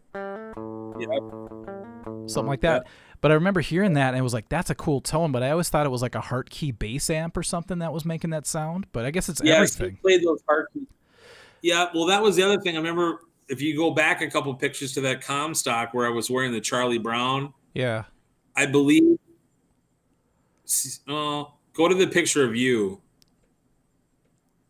with the Yamaha. Okay, so I was playing. I'm pointing. People can't see me. I'm pointing at I'll you. Use the. Can you see my little cursor? Yeah. Okay. So, no, maybe not. It's on my face right now. Maybe you guys can't see my cursor. But I was playing through that heart key stack. Damn. At that gig, so you have your PV set up next to, and I think it was the dude was they just didn't want me to bring my crap up on whatever that stage was out in that field. Texas Chainsaw Massacre field. That's what I called it. The field where the next year we played inside the barn or whatever. Oh, I got. But so yeah, sick. I remember. Oh, I finally get to play a heart key. Yeah. And the heart key has aluminum speakers, which is insane, right? And it just gives you such a bright sound and attack that I couldn't handle it. It was harsh to my ears. Yeah. Imagine if you started to slap on that thing, man. It'd just be like, kapow, pow, pow, kapow. I've done that before. That's when it really sounds great, is when you start doing that kind of shit. That's what they're for, yeah. I just remembered something, Cory. I had this Boss tuner, but I had nowhere to put it. So I used to like hang it from the head, between the head and the cabinet, and it would just hang there. Yeah. And I'm like, God, I was ghetto, but I made it work. Back then they had the Boss pedals. Yeah, the little plastic storage flap or the whatever you want to call it. Yeah, and it started to rip slowly because of that. You would just like slide it in between the head and the amp. Yeah, you had to do it. But I mean, back then to be in tune was sort of a luxury, because we were out of tune a lot in the beginning, just because we had those handheld tuners, and then we just hoped for the best for the rest of the time, So, anyways, I was also going to. There's Dean, Manager Dean. There's another First Ave White show. Boy Dreads. Yeah. See the White Boy Dreads and the Crust Punk Kid? Yep. This is what a lot of our fans started looking like after we got started, All of a sudden everybody was going like Offspring on us or something. And then that's the view from the stage kind of in the entry. Yeah, well, go back a second. Go back to that other entry one. Oops. This one? Again. What, right there? Oh, this one. I think the guy in the corner of the picture there, I think that's Mikey Johnson. Is it? And Mikey Johnson was the guy who brought us on his cable TV show. Yeah. Called My Town. That's right. Public access. And the funny thing is, like, my kid is so intrigued by the idea of public access being like the YouTube, but before YouTube. Right. Does she know about Mike Nastics? No, I should show it to her. Yeah, I mean, that's my whole dad's shtick, is like being on cable access is his ticket. He won't even do YouTube very much, All That's right, crazy. Let's see. Smiler Coogans. Is that Chicago? Coogans. That was the place in Chicago, yeah. One thing I remember about Chicago is we're like these young kids, and we go into this pizza parlor, and there were like people walking by the window with like Jason masks on and stuff like that. And then I look up at the menu and it says like hot sex $5.99 and all these weird things. I was like, where are we? Warm cum 50 cents. Yeah. I was like, did we walk into like a brothel of some kind? I don't know. So yeah, that was fun. Oh my God. That must be Coogans. After the gig, because we look pretty spent, like we just rocked out or something. It's kind of cool. Dude, why are we wearing like pajamas? Backstage passes?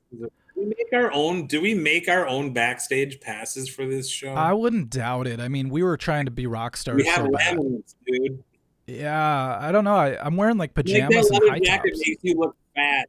Yeah, it looks like one of those like The leather inflatable jacket makes you suits. look fatter than you ever looked in your whole life. Yeah, that's after I carved up or something. I don't know what happened there, but Those weird baggy jeans aren't helping your dude, your you wonder thick why look I never either. got girlfriends back then? Because of that picture right there. That says it all. And then this looks like the entry again. I just like this Yep. picture because it looks like I'm rocking out and you're kind of starstruck looking out in the crowd or something. It's great. Dude, I had horrible glasses back then. We That was both the year did. that I got my first pair of glasses. We both looked terrible because we had those like 1980s glasses, and the only time we looked decent was when we took them off to play on stage, I think. I don't know. This is Yeah. outside of our practice space. Chris, the drummer's house, he had a huge lake behind his house, and I think we only went boating like twice the entire time. It's weird. Actually, dude, that lake is tiny. Is it? Seem big. It's kind of long, but you could swim across it like pretty easily. Yeah, we would play. It was and- more like a channel. Well, there's two stories I remember from neighbors complaining. One time we decided to bring all our gear into his backyard onto his like porch area. He had an upstairs and a downstairs porch, and we started playing. We thought we were like Megadeth playing Hangar 18 or something, and the neighbor Right. from all the way across the lake called the cops on us, I believe. I think. And then the cops like showed up and they're like, yeah, the guy who called the cops, he's like 10 miles down the road or something like that. That was weird. Yeah. Yeah, And the then- water really made it. Yeah, it was like a travel. reflection, so the sound just bounced off. And then he had a neighbor who would be annoyed by us practicing, so she would put speakers out of her window and blast them so loud that the neighborhood would call the cops. And so they would come and she would point them towards us. So it was this really weird passive aggressive way of like getting us in trouble. I don't remember that. I don't remember that one at all. Remember when we had to move over to Chris's where his studio ended up being in the basement, that side of the house for a while? Oh, this is Anoka I'm talking about, I guess. Yeah, it's an okay. That's Anoka, so different place. But do you remember that lady? Oh, that's where that happened. That was at the Anoka house. Now that I'm thinking about Was it. that the lady that was like right next door, like on that one on the garage side? Yeah, and Wasn't there like a hedge or a fence or something? Yeah, and the funny part was we weren't loud enough to piss off the neighborhood, but just loud enough to piss her off. So she's like, "Fine, I'm gonna piss everybody Yeah. off." I thought that was so shitty. Just come over and knock on the door, you know? She just, I don't know. Anyhow, okay, almost to the end of this. That was kind of towards the end, right? There's the Crooked Lake House. You could see it. Is that your car, Cory? I never had a car. Oh, never mind. I'm like, who had this little red car? I mean, Chris's mom had a Miata No. for a while, but I don't think that's what that is. Cool. Well, yeah, that's the old. That was the Crooked Lake house, right? Yeah. Where that red car. Maybe it was Dion's car. Oh, probably. So I was just gonna really quick go through some comments and see what you have to say about them, and then you got to go pretty soon. No, I'm fine. Okay. Can you read that? It's almost midnight. Crap. Yeah. So let's just look No, at I can't read it. It's all. Okay, so the top comments say, I feel like you guys could have made it big. You guys were honestly good, and that got the most thumbs up so far. That's cool. I don't know if we could have made it, because we put our album out in 93, our demo, and Nirvana had already hit, and it was just a weird time for metal. It was a weird time. We always felt like we were one step behind, you know? Well, that's how we got to play with all those national bands. Was they were on the decline. Yep. And we had a good draw. So they'd put us on these shows with MOD and Propane and Metal Church and Nuclear Assault. Yep. Somebody asked the other day what national bands we played with. I'm like, well, yeah, we played with some pretty okay ones, but they were way on the decline for sure. But Jim Don't Underwood. forget Souls at Zero. Souls at Zero. Souls at Zero was Rap Shot America. Yeah, that's kind of a cool thing, and they were really good. Yeah, they tried to be like really like Helmet-y all of a sudden. Like they went from being more like thrashy to more like Helmet. I think is the best way to explain Well, it. yeah, they were trying to change with the times. Which, if we would have went that route in about '94 when we opened for those guys, we could have survived. I think we were stuck in our ways and we waited a little bit too long. Yeah. To like I said, we did the name change. We did the album. We recorded that album. It was like 96. So we're well into the Korn era. Yeah. It's too late. You can't sound and like we were Metallica trying to then. do something. Yeah, I mean, what we should have done is like cut off a bunch of those old songs and just did more new songs and make more of a break from the old school into the a lot of those Modern Day Crisis album songs are really good. I mean, what's weird the though, production isn't very good. What's weird is that I think it's just better looking back at it now, because when we were in it at the time, like, we wanted to stay true and we didn't want to like sell out just to like stay relevant. But now that I look back, I'm like, maybe it's better that we had a short time really just going for one type of thing. And now that we look back at it, it's almost like nostalgia kicks in and it almost seems way cooler than it really was. I don't know, because a lot of people love like Swords of Sadness, and I keep thinking back and going, I don't know if I remember it being that good or anything. Maybe I'm just seeing it too close to the source or something like that. What do you think? Well, sure, but if you posted something like fragmented, I Just Watch, I'd all rather those like re-record those. those Modern Day Crisis songs, I think were actually really good. Like I said, the weird thing was writing those new songs and then trying to squeeze in, Swords of Sadness and even like Family of One, which was like our big epic emotional ballad or whatever you want to call it, which is a great song. Yeah. We tried to shoehorn all that stuff in with the new stuff, and it clashed or something. There just was not a good like flow to that record, because the stuff that was old, it was kind of obvious that it was, old material.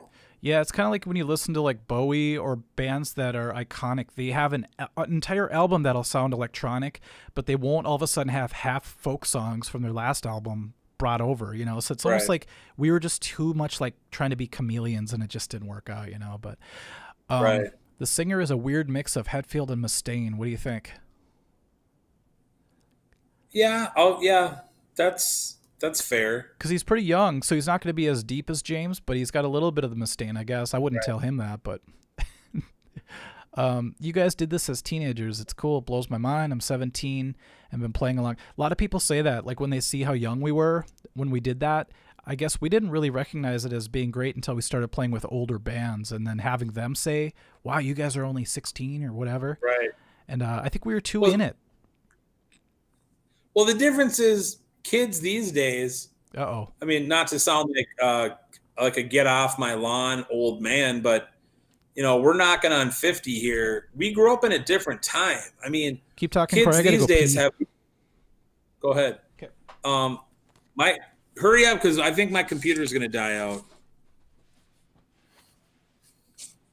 I mean, kids these days have the internet.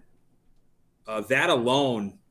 The video games. I mean, we had video games, but they weren't all that great. We didn't spend the same amount of time gaming, I think, that kids do these days, or sports or other stuff. I mean, anybody in the comments that are still following us here, look at the YouTube comments. Mike has up on the screen there. We were young. We were driven. There was no other distractions. We just had the band. We just had our instruments. We were too young for girlfriends even, really. That didn't come until, a few years down the road. But there you go. That was quick. But yeah, it was just, what I was saying, Mike, is it's a different time. And I think, like you've always said, given lessons in the last 10 years. Okay. Did I miss anything? Like you said, in the last 10 years, from everything you said about students that you've had, it's different now. Kids have so many distractions. If you didn't have cable TV back then, you had, 4 to 6 channels maybe. We didn't sit around watching TV. You did your sport if you were into sports, or if you're into music like we were, you did your music. Kids are pulled in so many different, we do, and you're right. The kids these days need real motivation to get going. There's just so much going on. You're hitting on so many different levels with the internet and online stuff, but all the different TV shows and the series, and maybe you're doing a sport, maybe you're learning a language. School is different these days too. So I just think there's too many distractions for a 17-year-old kid these days to be hyper focused like the way we were. I mean, they call it hypervigilance, right? Like we all had a one-track mind. I mean, how old is Mike and his band homies? Well, Mike just turned 45 and I'm about to turn 44. So 74. We literally started this band 30 years ago. Still can't think about it. It's hard for me to think it's been 30 years. It's crazy. I feel like the same guy that I was back then with 30 years worth of experience. Well, people say that, like, if you really feel, it depends kind of how you live and what your genes are and all that stuff, but your body can feel one way, but there's always a part of you that always feels like it's like a 14-year-old kid. I don't know if you feel that way, but I always feel like there's a timeless essence to everybody that just always still goes, how did I get to this age? Like, what happened? Is this real? Yeah. It's the one thing about growing older that is weird to come to grips with, is just the passage of time and how it registers in your mind, the world around you. For me, it's like, I got married. I have kids, I have a marker really every single day, every single year. I see my kids are getting older. Yep. That makes me feel older. You don't have any kids. It's different for you. Like you said, you're just immersed in this world of like playing guitar all day and making these videos and trying to come up with content. And that's not what I do. The biggest thing, yes, it is. No, I don't. The biggest thing to me that is the biggest mirror, not you, because you look great. Someone said you look 34. Oh, thank you. That's about right. Mike does look like he's 34. I look like I'm 54 and I'm only 44. It's the kids, man. Because of the gray face pubes. But where was I going with this? Oh no, the funny thing is people will come into my restaurant or I'll run into people and I'll go, wow, that guy looks old. And then I'll realize, oh, that guy graduated with me. Mm. And then a weird connection in my brain goes, oh fuck, I'm as old as that guy. Shit, I'm old too. That is a weird experience. You don't look in the mirror we look in the mirror, but like, it's so gradual. We age daily. To me, when I see other people that I've known, but I haven't seen them for a while, it's like, whoa. Yeah. Wow. High school reunion. Dude, I don't know if I probably didn't tell you guys this, but I went to Costco probably, this might have been before COVID. Was it 2019? And I went to the store to like buy ribs for the restaurant. And these two people were like, you have a restaurant? And I said, yeah.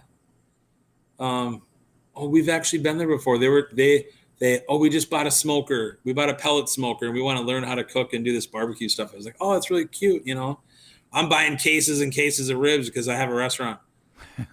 And they go, yeah, we know who you are. I'm like, oh yeah, because of the restaurant? And they go, no, we went to high school with you.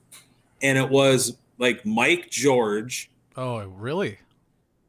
And the girl that he married. And I went and I looked and I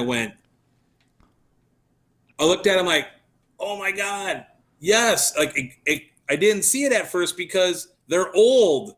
Then I looked past the oldness and I went, oh, I've known you guys my whole life. Like, this is crazy. I looked past the hadn't seen him in years. Probably hadn't seen him since high school. So it's weird now. I mean, people know me. People used to know me as that bass player guy from from Sanctus or the bass player guy from Hook Echo or whatever. Yep. Now I'm the Cory, the barbecue restaurant guy. Yep. You just keep People morphing. see me out in the. I think way more people, when I mention your name, they talk about your restaurants. So you're obviously doing something right, you know? It's kind of like me with YouTube now. It's weird, like you grow up and you're identified with the band so much, and all of a sudden you're no longer under that costume anymore. Yeah. And it's like the first day when I was like not in the band, it felt weird. It was kind of like, whoa, I don't have like my family around me anymore. And it was such an isolating feeling at first. It was hard to get used to.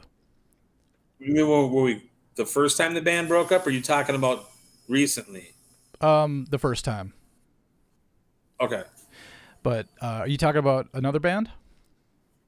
Talking about like when you quit Heartless this year. Oh no, that was just it turns out it was a good decision because it was like right before COVID hit and all that stuff. I mean, kind of during that a little bit, but yeah, that felt weird too, you know, because you have so much fun with these 3, 4, 5 people, depends on the band you're in, and next thing you know, it's like you're no longer getting that phone call. We got this gig where we can hang out and stuff. So right. I don't know. I just do different things now because I just have people like you on, and I bring, you know, some band members over sometimes, and it feels like we could still hang out, which is cool. We're just not playing music live, and I don't know. I kind of burned out. I get it. No, hey, dude, I burned out on that crap when I was 30. Yeah. Essentially, that's what we stopped doing our Hook Echo Lady Bender band, whatever, and we worked on doing a cover band for 8 years and never put it together. Right, I remember that. You guys were always practicing, but well, we got together twice a month and would like rehearse songs. We always had 2 sets. We could play 2 sets. We never got the 3rd set.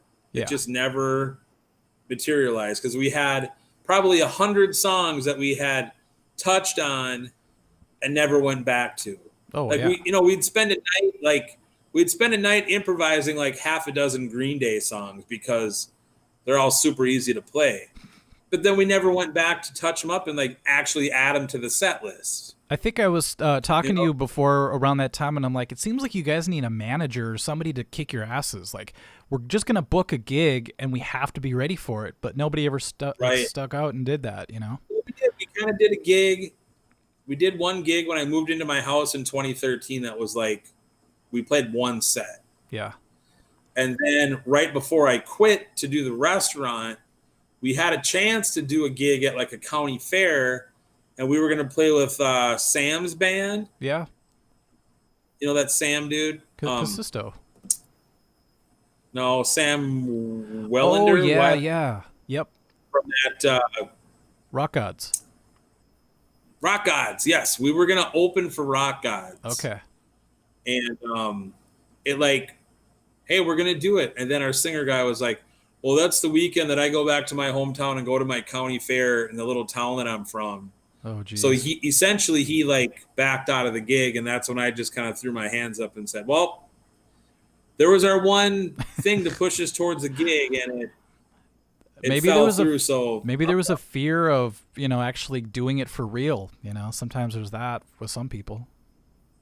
Probably. He's got a big career now. He's a prosecutor for Hennepin County. He's working that. Oh boy. He's working on the Derek Chauvin case. Jesus. Anyway. Right. So, okay, Crazy. I think maybe we could answer a few questions. Sawhouse is like, read the comments, you bastards. And then maybe They say, you guys should get the band back together, reunion. Well, we did a reunion in 2016, and about 4 people showed up. Yeah, I think it was 5. So after that, same, you know, we did a Hook Echo one in 2019 at the Doghouse, which used to be the Rock. Same thing. You know, we pulled a bunch of bands together, but we maybe pulled 30 people or something. Yeah. So we're like, okay, this can be the last one. It's been too long. Anybody that knows this band just isn't around anymore. Yeah. You know, it's just our parents and you guys that came. Yeah. You and Blood came. We had to support you, man. Even though Hook Echo was like your next girlfriend after us, you know. But what I thought was funny is a lot of people want to see reunion stuff, but I always thought if we could somehow get everybody who wants to see a reunion together and do a reunion just for them, we could get a lot of people, but we'd have to do some sort of virtual thing, and I don't think that would be the same. You know, it's too bad we can't just fly everybody out or something, you know? Well, I started thinking about that too when all these people are talking about. Someone says, "Read the Swords of Sadness comments." Yeah, can you pull that? Oh, you want to read those? YouTube comments? Yeah, you can try. Let's see. My battery is probably going to die on my laptop pretty soon. That's okay. I think what we'll do is maybe we'll do another one of these. Maybe bring Al on too and Chris, and then although it is kind of a cluster when you have more than 2 people on these live streams, but we could give it a shot. And then maybe next time we'll read through the comments again. I already clicked out of that window, so I don't know how to. Have you seen? When you took a break that one time I was describing. I've been watching Scott Ian and the Anthrax guys do these Zoom shows. Saw that. Where it's not a show. I mean, obviously they're recording it, but they're just doing crazy cover songs and shit. Yeah. And they do a split screen where, you got Charlie Benanti up here, Scott Ian, yeah, they could put 6 people on one screen. Player guy. Frank Bello. And they got 5 or 6 people on this split screen. Frank Bello, and then it's always some guest singer. It's never Joey. Joey Belladonna. It's always some, because they're doing some punk song or they're doing some other Iron Maiden song or something that influenced them. But I thought that was really neat. But we could. You have the equipment. We could always just. I don't know if I do, man, because to be able to record it, we can't even talk at the right time. No. What I'm saying is, we could just come to your studio. Oh yeah. And we could. It could even be pre-recorded, live. 3-song, mini set, whatever. Yeah. And you could edit it all together and put it up on the YouTube. Yeah. I guess I could do that. We could literally play it. We could all be in the same room. We could all comment on our own performance. That'd be kind of cool. Record it maybe and then play it back, and we can all watch it from remote areas if we have to, or we could do it all here and just have another sit down type thing. It might be fun. I don't know. I just don't want to overblow it because maybe the same few people keep mentioning the reunion, and it's not really as many people as we think. So I don't know if it'd be something we'd want to do. Well, dude, first of all, you've got the channel. So you definitely have an audience. You have a bigger audience than we ever had. Yeah, it's weird. Period. Isn't it? Yeah. Like I said on the Facebook post, I was like, well, we're getting a second bite at the apple. Yeah. I tried to tell people the story about when we first sold our demos, and Al and I would go up to people at Northtown and literally hey, do you like heavy metal? This is only $5.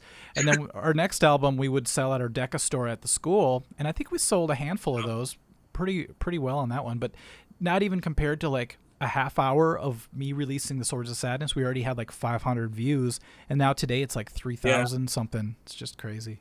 Yeah. So, I'm loving it, man.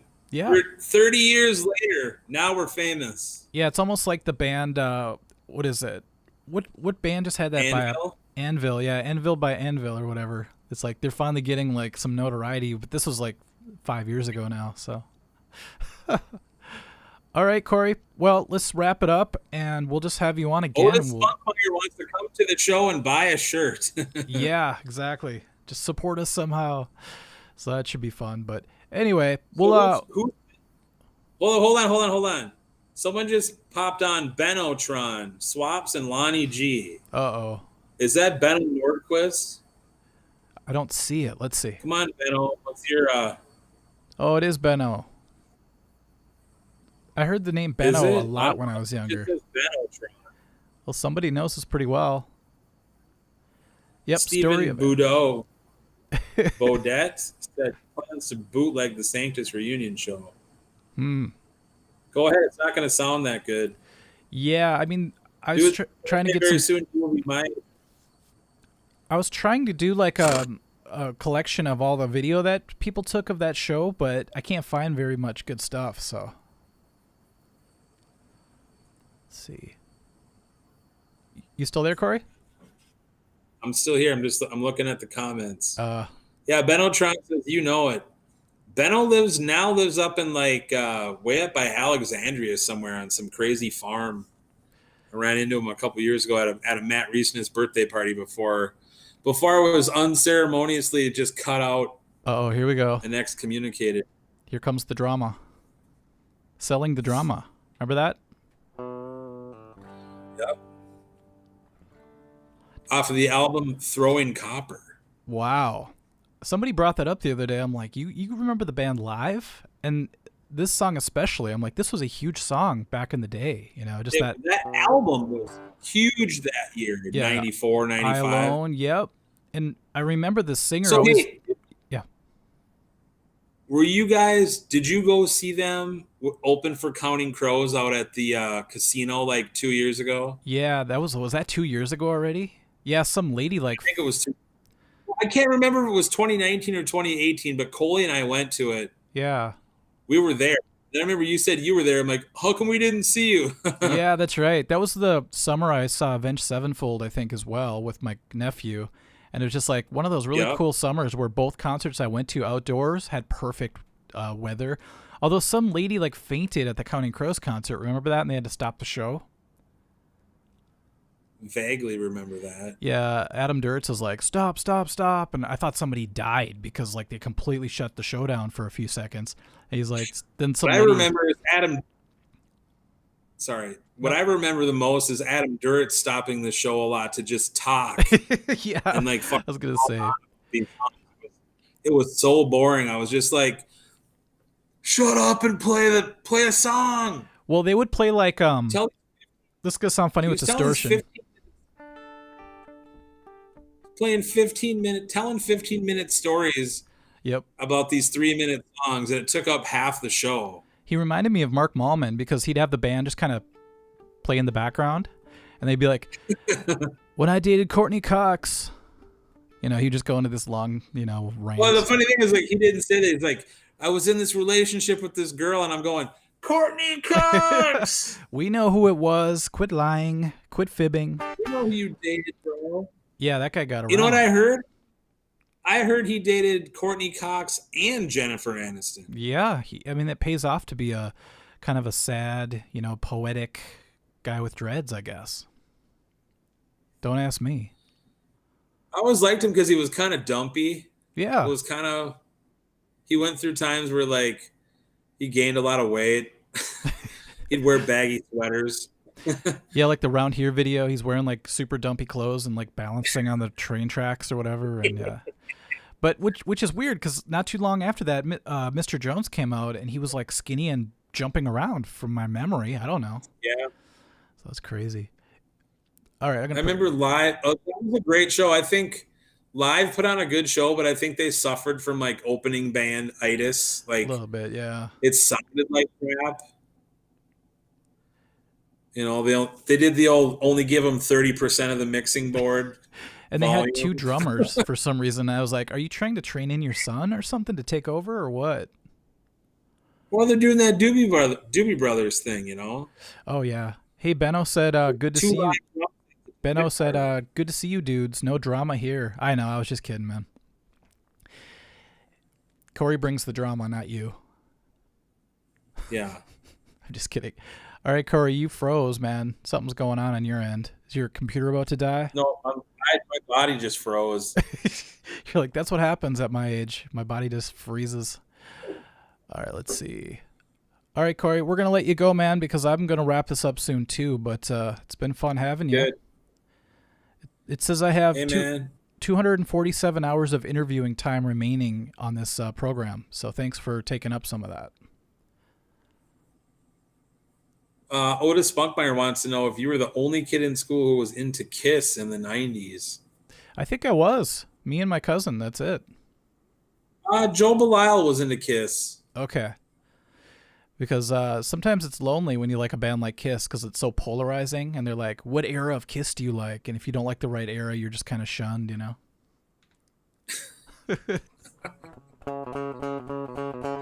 Okay. All right, Cory. Enjoy the night. I got to go. All right. We'll see you guys. It was nice chatting with all you fine folks here. Benno's here. That's so crazy. Benno Ami. Benno will get that reference. Benno, you want to play Bloody Knuckles? Got some pizza stuff on my hands here. Pizza stuff. Okay, you guys get your own channel. Get your own room. Hey, that's a reference to our old TV show. Oh, that was our cable show. That's right. I remember that. Benno went into Cafe IME and like played Bloody Knuckles with this kid, and pounded the shit out of his knuckles for like 4 minutes straight. Bam, bam. Yeah, that's a rough game, especially when you play guitar. By Benotron, by Stephen Bodette, by Metal Riffs and Fun Thrash, Sahas Churkel, Otis Spunkmeyer. It's been great. And we'll have you back Look soon. for me on my new Cory Swap channel, where all we do is talk about Spectre basses and barbecue. And inside jokes, for sure. All right, see you, Cory. Inside jokes from school. All right, we'll see you. Bye-bye. Peace out. All right. Wow, that was crazy going down memory lane like that. Sometimes my brain just gets a little too worked. I'm like, I don't remember that at all. And then it opens up a channel in my brain, and then a whole bunch of other stuff comes flooding in, and it just gets crazy. So, I don't know. I had this urge to play guitar the entire time we were talking, so I feel kind of bad because I was sort of noodling in the background. So, it's one of those weird things. Okay. Oh, thanks, Skeletor. I think what we're going to do from now on is maybe we'll bring people here and we'll talk and we'll have a split screen, but we'll be in the same room, because that delay is the reason why I kind of didn't want to do like the Skype type or the Zoom type interviews, because it's like, so what did you think of this? Then there's a long pause. It's just awkward, you know, but Cory can roll with it because he can, you know, he knows how to keep the conversation moving. So it's good. All right. So I'll probably be on here for just another 10 minutes or so. Do you guys have any questions or, I don't know, some requests?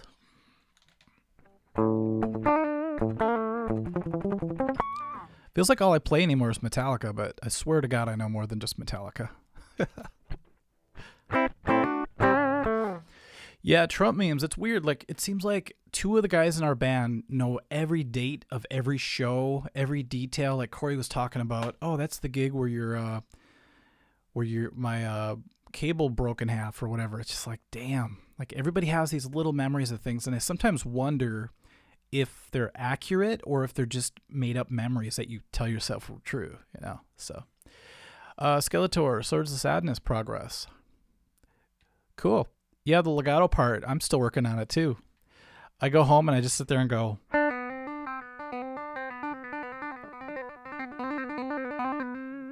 Just trying to get those fingers back into action, you know? I was doing a lot of Master of Puppets to kind of get my fingers back to speed, so it's kind of cool. Benno learning Radiohead. I just did a Radiohead riff for my riff video, actually, but it's really hard because it keeps moving everywhere I go. It's like...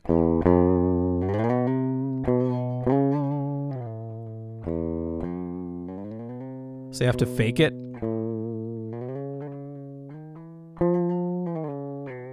Then I get lost. It's like, man, that would suck if you were in concert and that happens to you and the whole band is like, where do we come in? Crap. Let's see. Or, Benno, you could just do Creep, you know, the biggest song of our lives back in the day. It's weird. Like, I remember first learning Creep and going, oh, you could do G major to B major? That sounds so crazy. Oh, wait a minute. You can go from C major to C minor? That's not allowed. That is not in the theory books. So that's kind of cool. How's the exercising going? Daniel asks. Well, the other night I had to do 250 points on my zone, so I had to work out for about almost 2 hours to get those numbers. And so I took a day off, and I think tonight I'm going to go home and do some yoga or something. I'm not sure. So let's see. All right, let's do a couple of name that riff, and then I think I have to hightail it out of here. Let's see. I know all these riffs from these bands that nobody's ever heard before, because Cory and I were talking about all the bands we opened for, and I'm like, okay, people don't really know Galactic Cowboys. You guys don't really know some Propane. Like, I had a Propane riff stuck in my head that I wanted to play, but... Oh, I know what I wanted to do really quick, you guys. I wanted to do that game where I would do 1 or 2 notes from a riff and see if you guys can get it. And if nobody gets it, we'll add another note. It's kind of like that old game show, Name That Tune. I think that'd be fun to kind of do. All right, you guys ready? Can you name this riff off of one? I guess it's 2 notes at one time. You guys ready?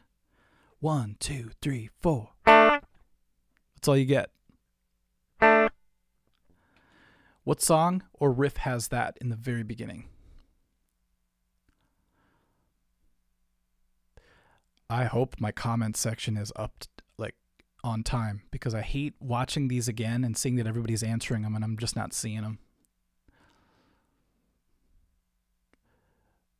Okay, so far no guesses have come up.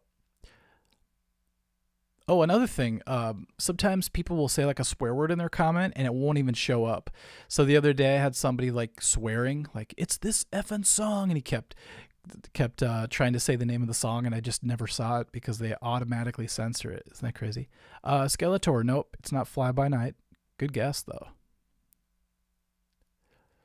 Nope. Here come all the answers. I'll play it one more time. 1, 2, 3, 4. It's not Jesse's Girl, although that is a good guess, because it is in D.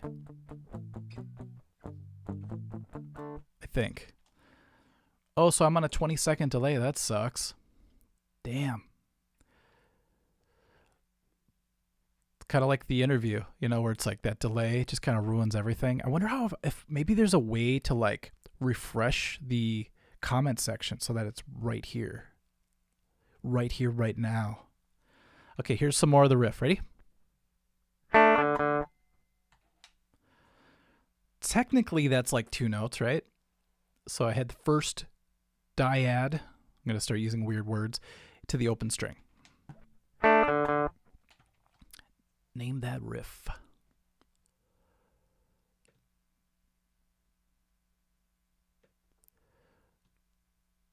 You know what's weird is when we start doing live streams at like 1 in the morning, we easily get over 100 people watching. And I wonder if that's just our friends over on the other side of the world, you know, just waking up and being like, what is happening here? So, okay, still no comments have come up. Sounds like Give Me 3 Steps, but it's not. That's more like, I guess I could see why you would say that. It's kind of the same idea, but it's actually this. That should have given it away right there. Hosea, no, not Tornado of Souls. Not Johnny Be Good. That's more like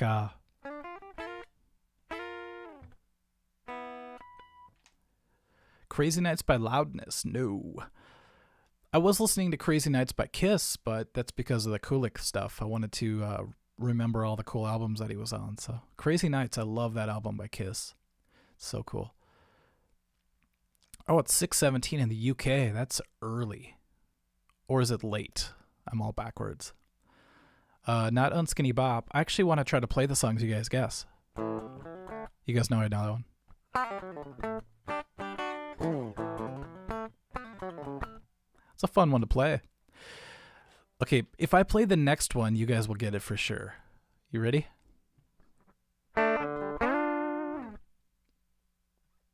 That's all you get. Now it's pretty obvious, right? Wouldn't that be a dickhead move if I started to play a riff that I wrote and I'm like, guess that riff? That'd be kind of douchey. It's 1:18 here in the East Coast. Yeah, we have some time zone issues going on here. I think that's really cool that I could do a 3 a.m. That's my wheelhouse is around that time. And somebody like in London could be watching and it's just like they're having breakfast or something. That's really cool. Okay, I had a feeling Skeletor was going to win. Hanger 18. Oh, you misspelt it. You know why I know that? Because I put hanger, like a clothes hanger, like you did, in one of my videos, and somebody was like, you can't even spell. What a loser. Oh, this is fun, you guys. Okay, I'm going to do 2 more of these, and then I'm going to call it quits for the night. And we'll see if you guys know this one. Ready? Okay. 1, 2. That's all you get. The first two chords.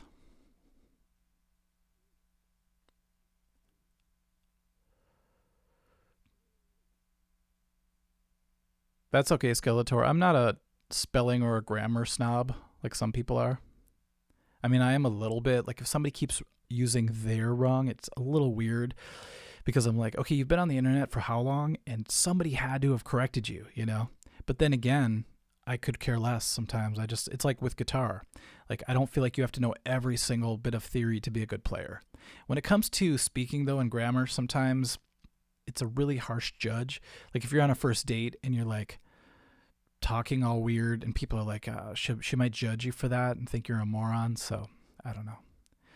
Be a little careful. I've had that problem before. Actually, I dated a girl once that just belched the whole time at dinner. It's like, okay, this is over with. Gotta go. All right, let's see if anybody guessed it. All right, if I play the next chord, I think a lot of people will get it. You guys ready? 1, 2. That's all you get. It's not Freight Train.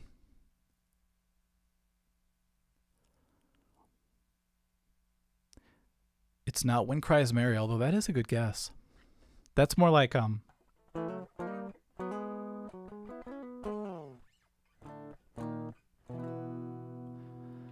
love playing everything with like heavy distortion, even if it's not supposed to have it.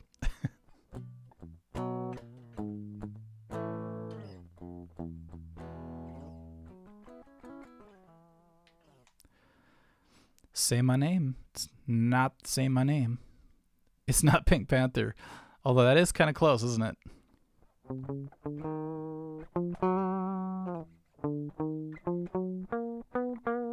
I should learn that. That might be fun to play, actually. Although, didn't Kirk Hammett do that for his solo? He did something like that. Or maybe it was the Godfather theme. I'm not really sure. Oh, Mark Wilde got it. Oh, wait. Otis got it first. Right before you. At least on my comment feed. So it's, what's your name, little girl? What's y'all name? Isn't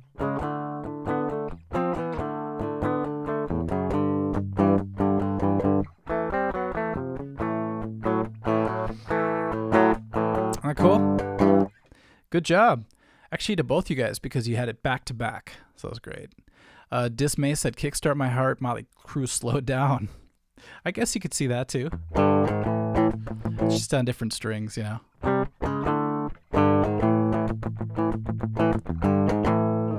It's actually one of my favorite riffs, is to go.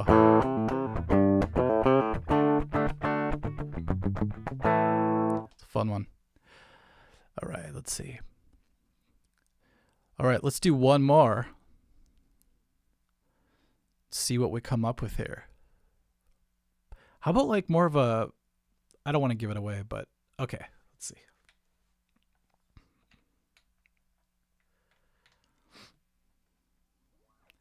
Ooh, shoot. Okay, I just lost it. I had a really good one.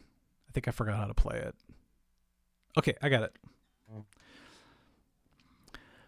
The next one to win one of these is the winner of the night. Goodbye, Otis. You did a good job on that one. All right, so name that riff. We'll start with 2 notes. We'll keep adding. Oh, I'll give you the count too so you know what it lands on. 1, 2, 3, 4. That's not much of a clue, I know. I'm sorry.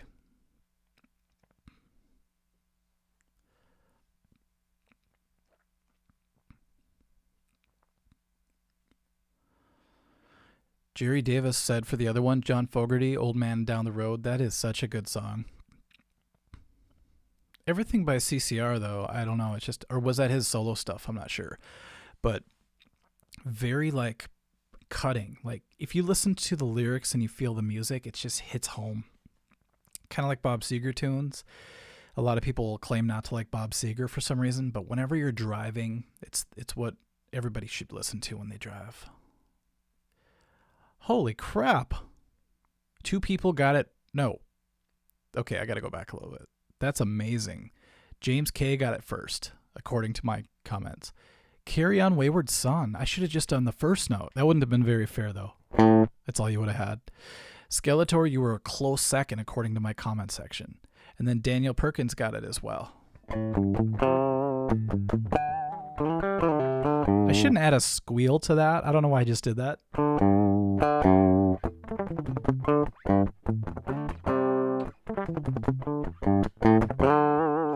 Didn't Dream Theater do a cover of that? I swear there was like a single they put out or something that had covers on it. It wasn't a single. It was like a side album or something. And it had Funeral for a Friend. It had a bunch of really cool tunes on it. It's like, wow, Dream Theater is actually doing a cover album. That's pretty cool. Gabe Robinson got it right. You guys, just off 2 notes, you guys got that. It's pretty amazing. Hey, what's up, Nicholas? Sorry, man, I'm just about to sign off. I think these interview type things or podcasts take a lot out of me because not only am I trying to like overcome the latency issue, my brain is trying to work, trying to remember all these things going on, and it's just a lot for my brain. My brain is just tiny, I guess. I got a little pea brain and it can't handle it. So I think what I'm going to do is probably going to, yeah, Daniel, you're right. Doesn't it go like a Purple Haze Sharp 9? We learned it before and it was a lot of fun, but okay, let's see. But anyways, yeah, my brain just seems to just get overwhelmed or something. Maybe I got to meditate more or something like that. So, okay. Metal riffs. I know what you mean about the squeals, but I used to overdo it so bad. I'd play Crazy Train or something it's like, come on, you're not Zach Wilde. Settle down, buddy. That's what I would tell myself. So, Steve J just got here. You know, you guys, I could probably honestly do another 6 hours if I was doing like a marathon for charity or something. But I don't know what it is. Just, I think it was because after my guitars got taken. By the way, I'm going to quit talking about that because it feels like I just keep, rehashing it. But I just don't. I took a lot of energy yesterday just looking through all those security tapes. And then today I'm still thinking about it. I'm like, God, I'm just going to let those things go because they're just things. You know what I mean? Get on with my damn life. So, all right, let's do. Okay, you guys keep talking. I got to come up with a really good one here.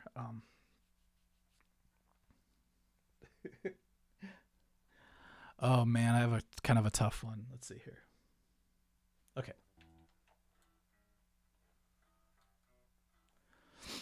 I have to do that so you guys can't hear. You guys can't cheat. James is like, hey, you said the last one was the last one and that I'm the king of quiz. I'm the king of the riff quiz. But I have to listen to Skeletor. Skeletor's been on every single live stream, so I have to do him this extra riff, okay? Let's see. Spidersaurus wants me to do a Christmas charity stream or New Year's. That's a good idea. Otis asked me if favorite Rhodes replacement Ozzy guitarist. That is a tough question because over the years it's changed a little bit. It started off, I really loved Zach Wilde because he was like so exciting when he first jumped on the scene, and he was really skinny back then, and he was like playing a Les Paul, and he was playing a Les Paul like anybody else would play like an Ibanez. It was just like shredding on one of the hardest guitars to shred like that on. And he had this pentatonic madness going on, and he looked really cool and had the Twilight Zone circles and stuff like that. But over the years, Jakey Lee is starting to like rise up in the charts in my mind because I went on this trip once and I just drove like really far and I listened to The Ultimate Sin over and over again. And I'm like, this album is just killer. I never gave it a chance when I was a kid, and I'm rediscovering it. So, okay, you guys ready for the final riff of the night? Let's see. Here we go. This time I'm only going to play one note in the beginning because you guys are getting really good at this. Here we go. 1, 2, 3, 4. Haha. Let's see. If you could make the big 4 the big 5, who would 5 be? Testament. Easy. What's up, Kajojek? Kajojek. Exodus is, I hate to say it, but in my world, Testament is here. Exodus is like here.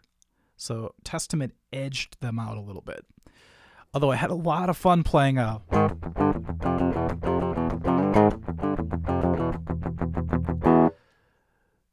Good Lord, Skeletor.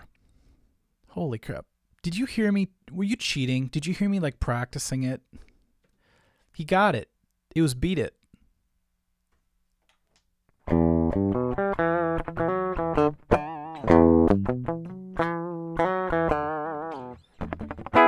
How's it go?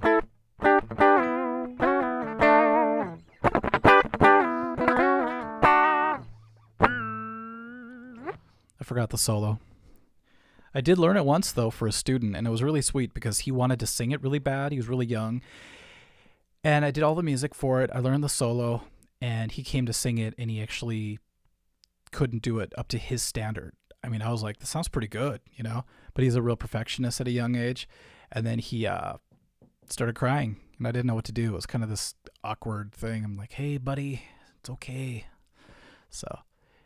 okay, Skeletor, you're on the same wavelength as me because it's like 1, 2, 3, 4. As soon as you hear that push note, you're like, okay, it's got to be one of like 20 riffs, and I think you just narrowed it down. So good job.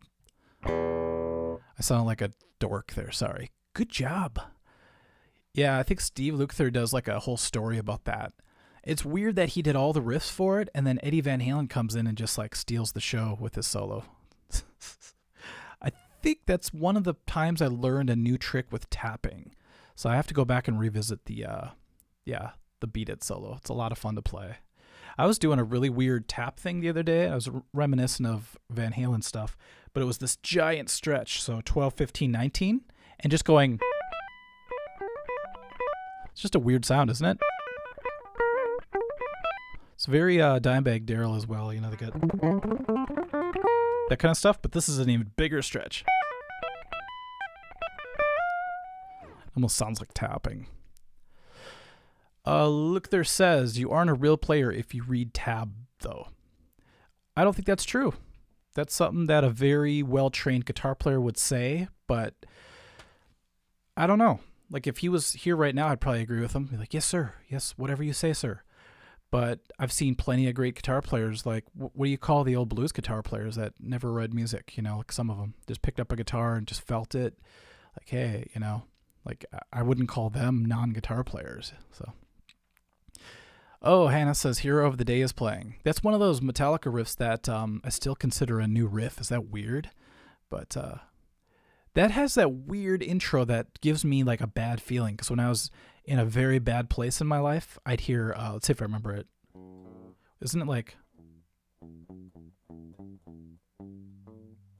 what the hell is it?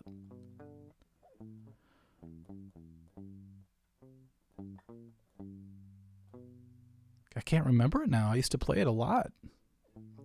It's like a walk-up type thing.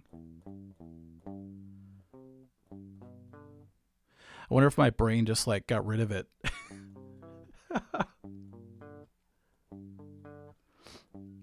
Man, this is gonna bother me now. Boom, boom. I gotta listen to it. Boom, boom, boom, boom.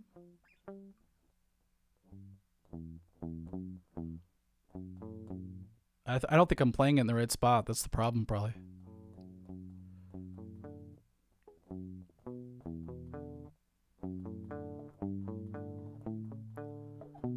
Something like that. It's a kind of a cool walk-up, but favorite Van Halen frontman, Roth or Hagar? They're different. I mean, I grew up with Roth, so he's always going to be Van Halen to me, but then they went through that really cool stage where like they were doing the pop hits and stuff, and Hagar songs really stay with me. So whenever I hear some of the synth intros and all that, I'm like, okay, this is just another section of my life that I really liked, you know? Okay, I got to hear this, you guys. It's going to drive me nuts if I don't hear this right now and figure it out. This is my obsessive side right now. And no, I will not look up the tab. That's cheating. Right, Steve Lukather? I used to always think it was Steve Luthaker. Oh my god, I was way off, you guys. Holy crap.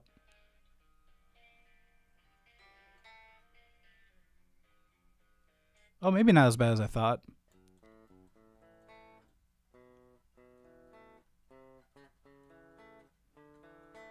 That's the problem. They're tuned down, so my ear was kind of messed up there.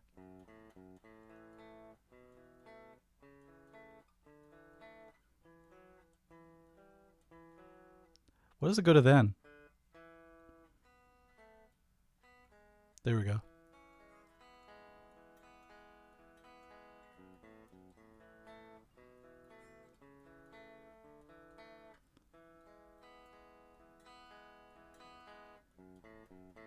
Yeah, okay. It's back. Guitar snob rule number 23. Yeah, there are a lot of those, huh? I don't like guitar snobs. It's just one of those things. I'm gonna die on that hill, as they call it. It's like the more people that are like, you're not really a guitar player if, you got to be really careful with that. So it's one of those things, you know. Okay, posing a question to the chat. Oh, never mind then. I'll just be over here licking the cat's butt. Let's see. That's from a movie, by the way. Is that Adam Sandler? I think it is. Adam Ludahl, what was the very first song you learned on the guitar? Well, I wish it was something cool, like, oh, I picked it up and started playing Megadeth or something, but I believe it was just me, like, figuring out, like I just tried to do for Metallica. You'd think I'd be better at it by now, but So Happy Together by the Turtles, because my dad had the record, and so I remember hearing...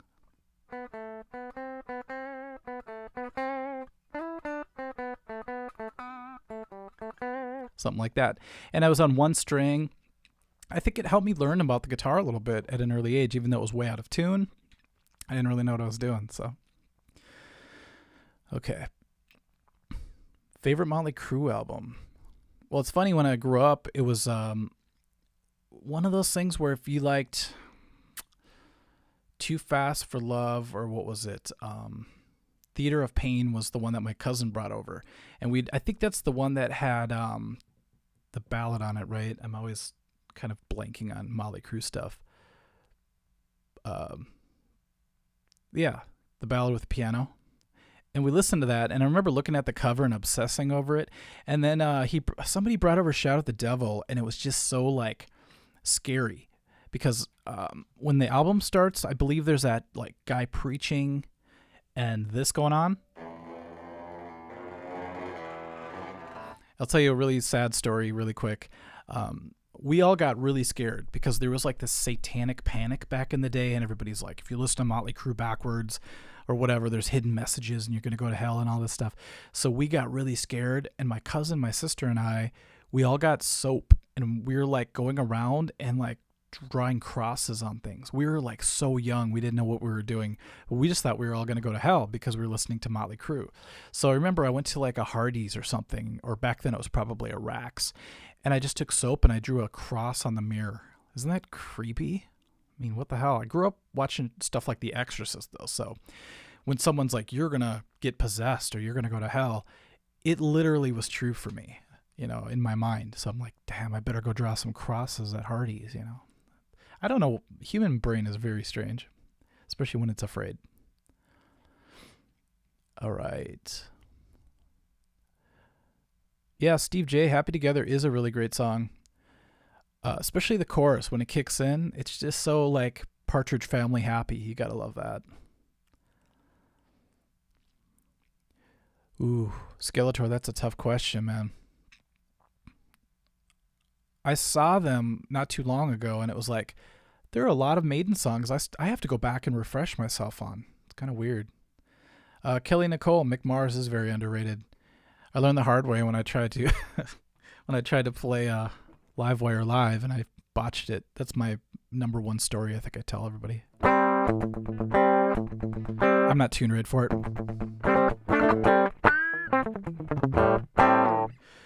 I think one of the best riffs, though, to try to practice is Too Young to Fall in Love. That's a really cool riff. I may have forgotten it, but I played it live a few times. And the weird part is that there's like a walk down. So it starts like an A, then it goes to G, then it goes to F.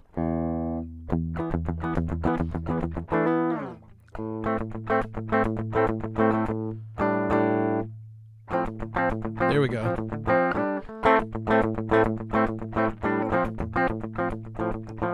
It's funny because my other guitar player in the Motley Crue tribute band, we always had this weird little contest going to see who could do downstrokes for that song. The whole...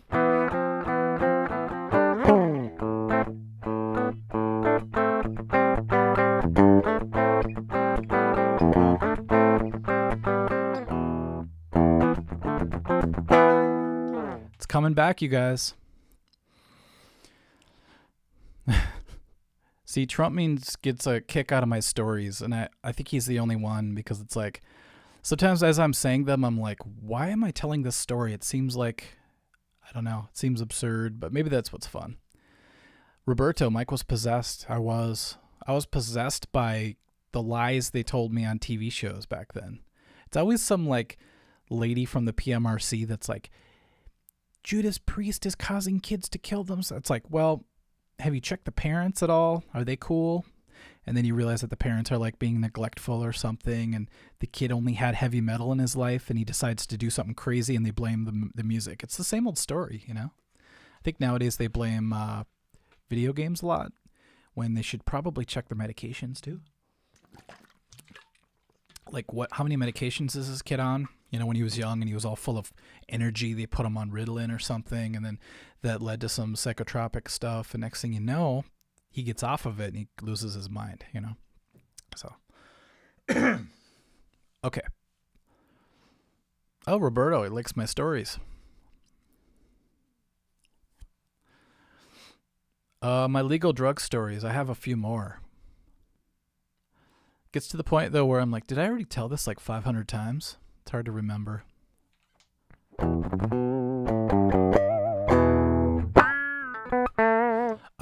Kajojek. I agree most of the time that pentatonic is all you need, but I mean, I'm right now doing a whole series on 3-note per string, so that would be shooting myself in the foot if I said that. But we're having a lot of fun. I just did a video today in the Next Color Forum, and people are enjoying playing these new shapes that they're not used to. So when you're used to pentatonic, you're always going, you know.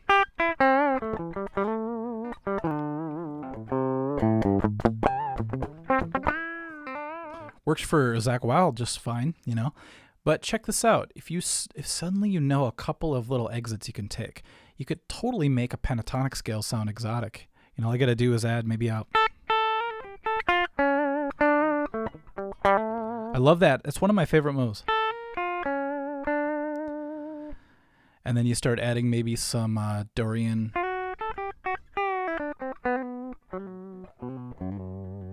And it can open your palette up a little bit to different sounds. And people were really kind of freaking out over the Phrygian stuff that we were doing the other day, because they're like, this actually works? How does that work? And then you put it in the right context, and suddenly it's like, oh, my ear just wasn't used to it. Okay, now I get it. So do a little bit of modes if you can. Learn some 3-note per string. I would recommend it because it really opens up the neck in a different way. And then the way we do it on the website, sounds like I'm plugging the website again, which I am. It's a lot of just remembering this form, and you could do every mode inside the first form that you do, which we call the red form, then the orange, then the yellow. We just follow the colors of the rainbow. Seems to be able to get people to think of the neck kind of like Tetris pieces. So I'm sure Steve Lukather would hate that, but he's got his things too. You know, obviously it's best to know your notes and your theory behind it. But if you could start off with a template and then color in the notes later, it's a good way to go for a lot of people. Thanks, Kelly Nicole. Yeah, the thing about, the thing about stories is you don't realize how many stories you have till you get older, and then you look back and go, every time somebody mentions like a band or a movie, I've got a whole part of my brain that opens up for that. So if like somebody said Forrest Gump, I'd be like, oh God, okay, let me tell you about the time I'd pick up this girl in my pickup truck. I actually had a pickup truck. It's not just like a country song I'm trying to tell you guys about, and I'd leave her notes all the time, and her parents thought I was weird. And it's just like it opens up this whole other part of your brain. And sometimes it's fun to go there. Sometimes it sucks, but... All right, I think we've got the winner of the bread contest. And David Gamer, we did Creeping Bread already. So that one is like a 8th place thing, I think we came to the conclusion of. But I actually, we don't have a winner, but we have a top 3, put it that way. And I'm going to do a poll and put it on the website and see if you guys can name the favorite, see who actually wins. When I say website, I'm talking probably the Facebook page. So if you go to Facebook and type in The Art of Guitar, be sure to like that page and we'll do a contest there. And then if you want, you could do the Instagram as well. Same thing. Mike Gump. How to get a girlfriend. Is that a request? I'm not the guy to ask. Let's see. I actually started getting more girlfriends and interest from girls when I stopped trying to chase them. Put it that way. Leo, thank you. I'm glad I feel like a best friend. Ride the Lightning's pretty good. I realized you could use rye in a lot of stuff. Loaf and reloaf. Somebody posted that the other day when I was going to bed. I just busted out laughing because I'm like, how did I not think of that? Loaf and reloaf. It's so good. Yeah, I'll be all your best friends. Although, does that seem a little cheap when I say all of you guys? We're all best friends.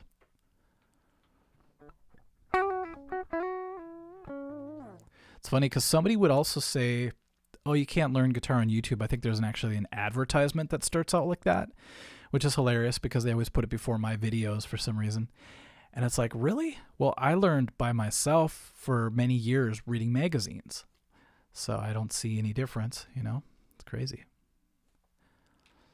Let's see. Steve J, did I make top 3? What was yours again?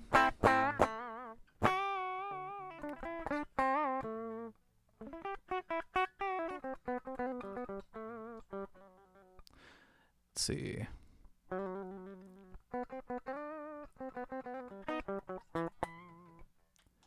So happy together. Exactly. Imagine me and you and me. No matter how they toss the dice, it's meant to be. How do I know those lyrics still? That's weird. The Mannheim Steamroller version. No, who's that band that does all the Carol of the Bells every Christmas? It's like... It's always this epic... What do they do? There's always a harmony going on somewhere. It's kind of cool. Roberto. Wait, Jamie is in my vids playing Orion at the Junior High Talent Show in 1989. Jamie. Jamie who? I think I'm missing something here. Roberto. For any of the teens in here, well, that's not me, damn it. Do you guys ever notice that once a girl starts crushing on you, then like 2 others start as well? The law of attraction, man. It's kind of that fake it till you make it thing. Sometimes that works. Sometimes it doesn't. But you guys are going to notice something really weird in life. And this is your elder talking now, damn it. Listen up, kids. Let's say you want this thing here, this hand. And this is you. And you're like going after it. This very act sometimes makes this happen. And if you've ever had 2 positive magnets faced a certain way, I'm not sure how that works, facing each other, you always feel that bubble of air, right? So you might feel like you're getting some progress, then boink, boink, boink. That's my whole life. This is basically my whole life. But it's basically like I was the ghost and Pac-Man was the girl. Watch what happens. If he eats one of those big pellets, things change, don't they? It's very strange that that's happening behind me right as I'm telling this story. So most of my life, I was the ghost chasing Pac-Man. And then somewhere along the line, I found the big blinky dot, and the roles reversed. And I think that big blinky dot was actually, I quit trying to chase things, and I just focused on the things that I was passionate about, like getting good at. So I'm like, hey, guitar, this is all I'm going to work on. Forget girls, forget parties, forget all that stuff. And the strange thing happened. I found a band. We got asked to play parties. Girls came up during the break. Like, whoa, I just took a really weird way to get to the place I was trying to get to in the beginning. And I think it all worked out because I was not playing guitar to get those things. I genuinely loved guitar. So it's this really weird game that life plays with you, you know? If you think, I'm going to get a bunch of girls if I just start to play guitar. Sometimes I think that's going to backfire. But if you truly love something and you go after that, people just love when people like what they do.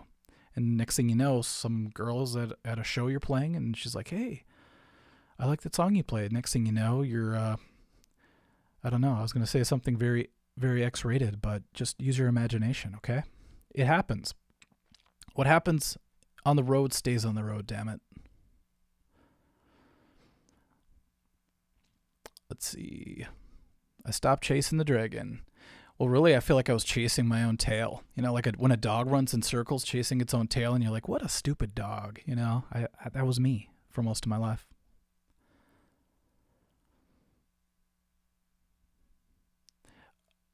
Yeah, it's a weird law of attraction, you guys. You also have to kind of picture yourself the way you want to be, and then weird things start to happen. Like, I know people laugh at stuff like vision boards and all that, but I think it's important. It's kind of like the analogy that I once heard was an airplane flying, and imagine you had no destination. You're just going to eventually run out of gas and crash into the ocean probably, or into a mountain. And so if you even have an inkling of what you want in life, it's like you'll slowly change course, even if it's 1% a day. And next thing you know, you're actually aimed towards something. And that's the way you find it. Ask 90% of the people out there.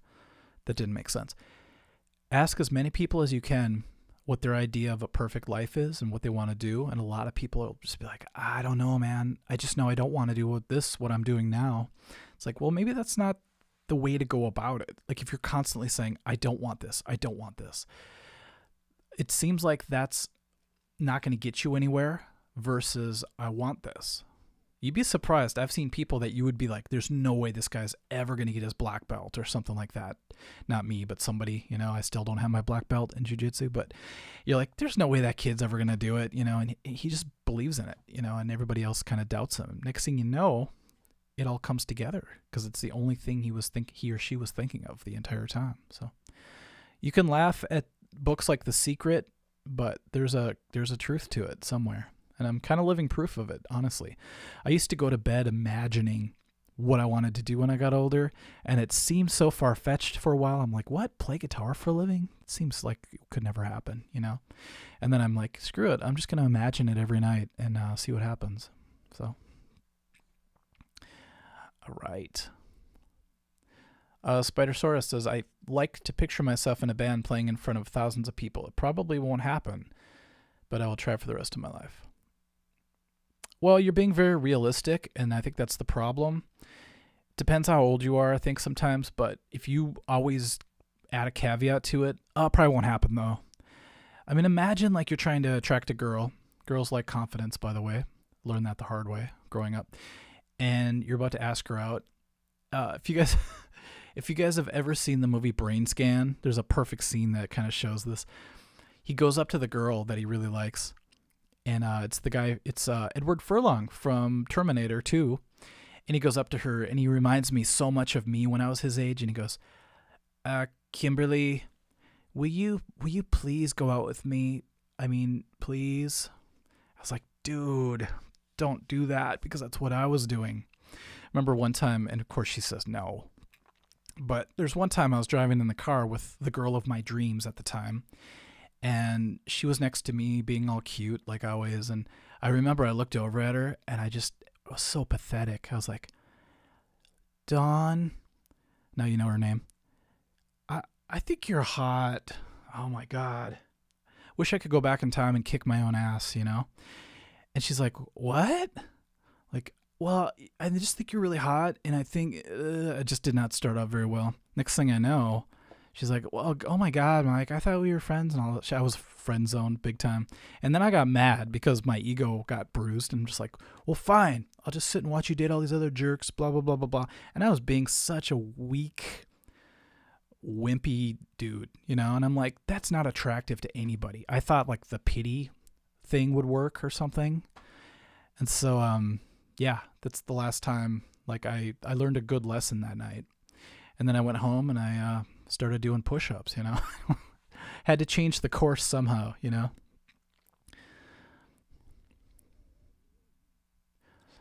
Oh, Cameron, you obviously don't know me. It's all I do, man. I blab. That's my shtick. Kelly Nicole says, be nice, but not creepy nice. I added the last part, but being nice is cool, but honestly, I'm going to tell you from decades and decades of experience, nice is great. But if you're pretending to be nice to get somebody, that's not cool at all. Like, it's one of those things where somebody will say they want a nice boyfriend or a nice girlfriend or whatever, but I think in the back of their mind, they have like other prerequisites that they really want too. But they want, of course, somebody who's not really mean and gross and all that stuff. But I starting to learn that when I was younger, I was too nice because I was being fake. I was like, okay, I'm going to be really polite and I'm going to bring her flowers. I'm going to do all this stuff. And then I realized, you know what? I'm going to end up that wimpy friend that has to hear her say, hey, Mike, I met someone. Those are the words that kill guys, man. I met somebody. And it's going to be some like guy who could kick my ass probably, or he's really good at something, or he's really confident.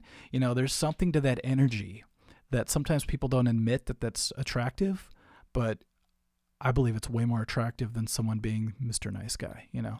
Maybe that's what Alice Cooper, No More Mr. Nice Guy is about, you know.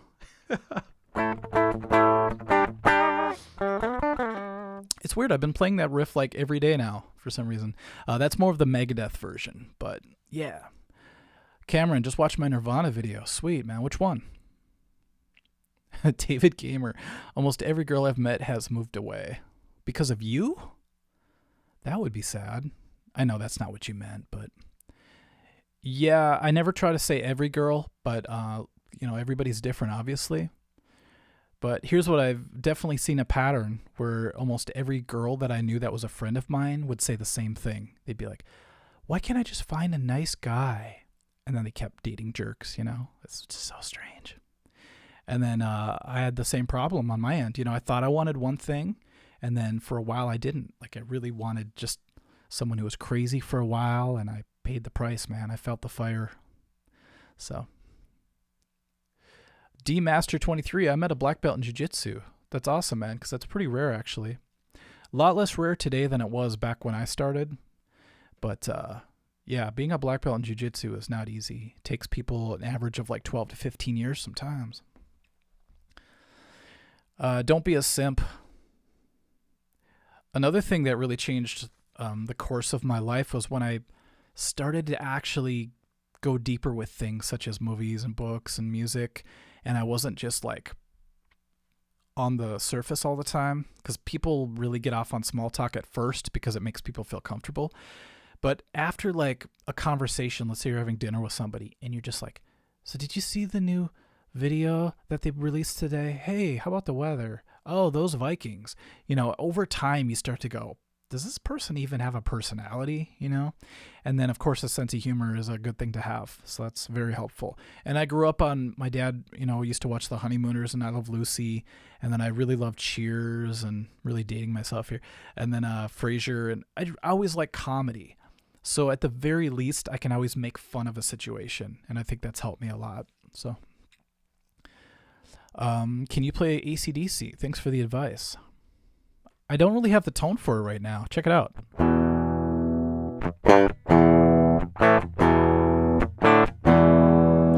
I just love that song because you can go D to E and just hold it and you sound cool.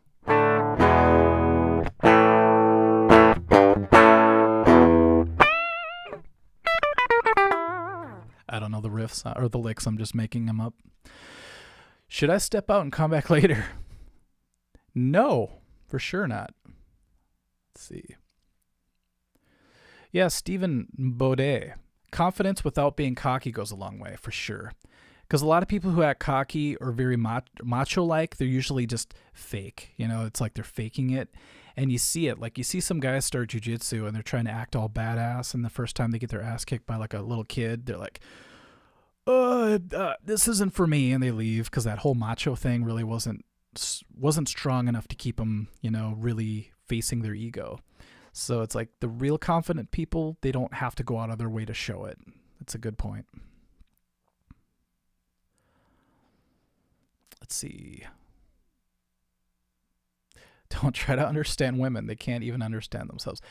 That's a lot like people, though.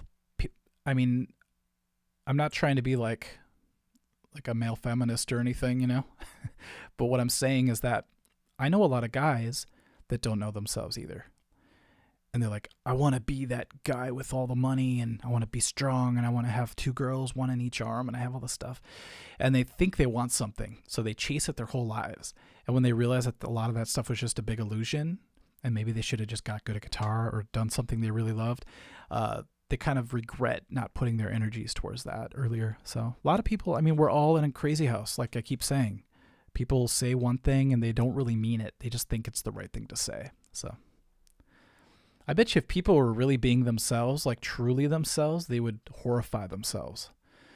Because like some very wise people say, you know how you look at serial killers, or you look at people that do really bad things and you're like, how could they do that? You know, they must be evil. But let's say you're in a certain situation in life. You don't know what you're capable of. Like I tell my friends sometimes, if there was no food right now, you would probably bite my neck and eat me. You know what I mean? Like an animal would come out of you because suddenly there'd be a race for food. And then your DNA kind of kicks in. Some genes get activated. It's kind of like those pigs that look really cute. And then as soon as they're put in the wild, they grow crazy horns and their teeth. Oh, it's crazy what we're capable of, you know? So I always say you don't really know what you're capable of until you're put in certain situations. And it's like the movie Deliverance. Have you ever seen that? Where, I don't want to give it away, so spoiler. So turn away or shut this off if you don't want to know. But in the movie, I'll just put it vaguely.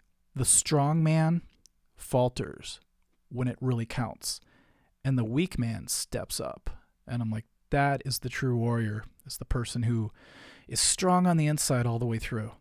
And the strong guy puts out a good front. You know, he might get some of the ladies at first, let's say. But when the shit hits the fan and he's the first one to go down, you know who the true warrior is. All right, you guys are talking about Phoebe Cates. I love it. Phoebe Cates, of course, you guys are talking about Fast Times, I bet. But she's pretty cute in Drop Dead Fred. Have you seen that? Okay, Nolan Pelletier, you seem like a very nice dude that wants to just help people out, and that makes me happy. That's what it seems like. People say I'm nice, but maybe it's because I'm not overly fighting myself. You know, like when I do jiu-jitsu, I get my ass kicked all the time. And I try so hard and I keep losing, and then I'll have a victory here and there, and it really seems to humble people that do it, because you're like, damn, there's people out there that don't look very scary that could kill me easily. And then guitar, everything I do it for you. No, everything I do is like challenging and humbling at the same time. That's why I never want to be that dude who's like, I'm awesome at guitar and I just play Wonderwall in the corner at a party, you know? I want to play things that make me want to cry when I go to bed because I can't do them. And that sort of keeps me in check. And I keep thinking, if I didn't have guitar or jiu-jitsu, would I just be a flaming dickhead, you know? Even more than I am now. Okay, let's see. Higher honor, may I please request a series of notes called a song? Sahas, I feel bad. The last live stream, I don't know why, but I wasn't seeing your comments. They were just passing as I was like trying to read them, and I didn't even know you were making comments. And by the end of the live stream, I'm like, Sahas must think I was ignoring him. So sorry about that. I was not doing that. Let's see. Lloyd Green says that Santana was berated, stay home in the basement practicing guitar by his boys wanting to chase tail. A few years later, he said to his homies, who's laughing now? It's weird how things turn around. You know, you're in school and all the jocks are partying, they're living the life, you know, and everybody always tells you, don't worry, it changes when you get older. And you're like, no, it doesn't seem like it's gonna. I'm this long-haired freaky guy who gets picked on and all this stuff. And then a few years after high school gets done with, maybe the college years, they still fly high. But then there's a crash landing somewhere, and you see it happen. It's really strange, where a lot of the people who were just nerds and they really just studied what they loved, they start to go up in the grid or on the chart, the graph. And then the people who are like the big football stars, they didn't quite make it. They start to go, oh, I guess I'm not the hot shit I thought I was. And then they start to do this. It's kind of a sad time because it's like, what happened? I used to be the shit. And then they're just like crash landing. And then these people are like, you used to pick on me, you dick. And they're going like this. And they kind of cross paths here. This happens. And yeah, I saw it happen firsthand. It's pretty insane. So if you're a jock who's picking on people and you think you're on top of the world, cool your jets, buddy, and start practicing something. And who knows? Maybe you will become the next starting quarterback for the Minnesota Vikings. I don't know if that's something to aspire to, though. Who knows? Hannah Cope, but be careful. Do you know about Deliverance? That's the movie that has this in it. I think you guys know what I'm talking about. But I'm not going to give any more away, but let's just say it's a little bit unsettling. Trump memes. Do I like the Naked Gun movies? Of course I do. That's part of, I think my sense of humor is very Naked Gun. And some of it's so dumb, of course, but that's what makes it fun. So that all rhymed. Maybe I'm supposed to be a rapper. You ever think that? Like, what if you were born and you're supposed to be a janitor? Like, you're the best janitor ever, but you never pursued it, so you don't know. Like, what if I'm the best rapper? I know I'm not, but wouldn't that be weird? I'm sitting here playing guitar, and I could be rapping right now? Wasted my life playing guitar? All right, Leo. Mike, if you could get lessons from one guitarist, who would you choose? It's funny you asked that because the guy I would love to have lessons with is one of my friends. And his name's Jeremy, and he played in Prince's band. After Prince passed away, he got to play Purple Rain. He got to play with the band, actually. And he's in several of his own bands, and we were both in the Motley Crue tribute band. And he's just one of those guys that always has something very helpful. Like, it's just one little thing. Like, back in the day when we played First Avenue together, we were trading off. I was playing bass, and he'd play guitar, then we'd switch. And I had my gain on my amp all the way to 10 because I'm a heavy metal rocker, you know? But for this particular project, you didn't need that much distortion. So my guitar kept, like, disappearing in the mix. And then we were in the van, and Jeremy felt bad. I could tell he didn't want to, like, tell me what to do. But he's like, yeah, sometimes, you know, when I'm at home, my amp sounds so much better when I back off on the gain a little bit. And he kind of gave me, not really a wink, but I could tell he was throwing me some knowledge. So the next gig I played, I turned down to, like, 7, the gain. And all of a sudden I could actually hear my guitar come through. And then I realized that oversaturating your guitar is not good because it just makes it disappear if you're playing certain styles of music. So we were playing stuff more like indie rock type, maybe more Bowie type stuff, you know? And I was just sitting here with a Metallica tone. It just wasn't working. How's that go? Do you guys know?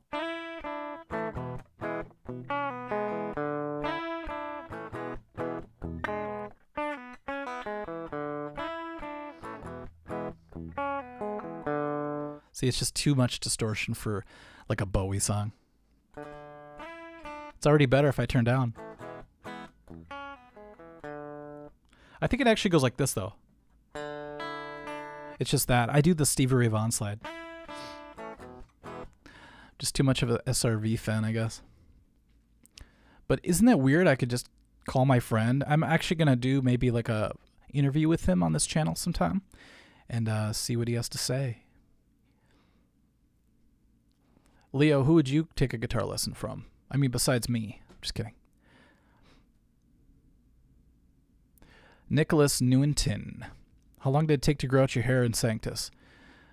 I started growing it out in 7th grade because I remember seeing an orchestra picture of me when it was just starting out, and it was kind of like a mullet-looking thing. And then I would say I kept looking at the back of And Justice for All record, and I'm like, I got to have Kirk Hammett length hair, or was it Lars Ulrich? And I believe it wasn't until I was in 9th grade, so like 2 years before it actually finally like fell down in the right way. You know how when you grow your hair out, it sometimes sticks out funny. So I'd say a couple years before I felt comfortable headbanging without looking like a total loser. Let's see. David Gamer. In my opinion, guitars with humbuckers need pickup covers. I agree. This is driving me crazy, this thing, because it's the black and white zebra pickups, so it looks like I have 2 single coils, and it's kind of embarrassing, you know? Oh, you know what? I have the pull switch on this guitar. I forgot. I do have single coils.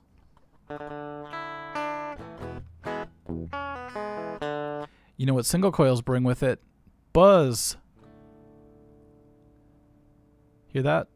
So then you go, goodbye, buzz. Man, that would have really come in handy in a few concerts because I was playing and there's so much buzz because we'd play these crappy country gigs sometimes and there was neon signs and it was like my Fender, my Strat would be like 5 kinds of buzz. Just nowhere to go with it. So it would have been so nice to have like a backup humbucker switch or something where I could just light that baby up and play. Sweet. It's funny, I've had Skeletors beat it on here for a long time. People are probably like, what are they talking about now? Okay, I'm going to answer a few more questions and then I'm probably out of here. I think I said that like an hour ago, so. Let's see. 10 lessons with Marty Friedman would be very nice. You would cut off your hand for that. Good move. That'd be a really bad joke. I don't even want to say it, but if you made like if you kind of, we're talking about drumming lessons with Def Leppard's drummer, you'd be like, I'd cut off my arm to have a lesson. Nah. See, I shouldn't have said that.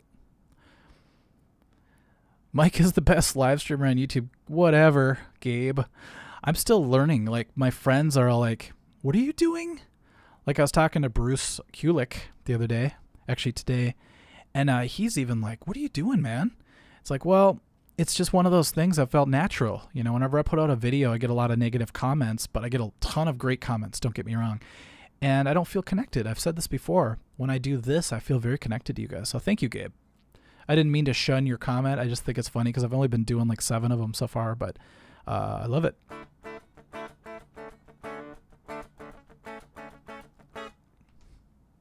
What else do we have?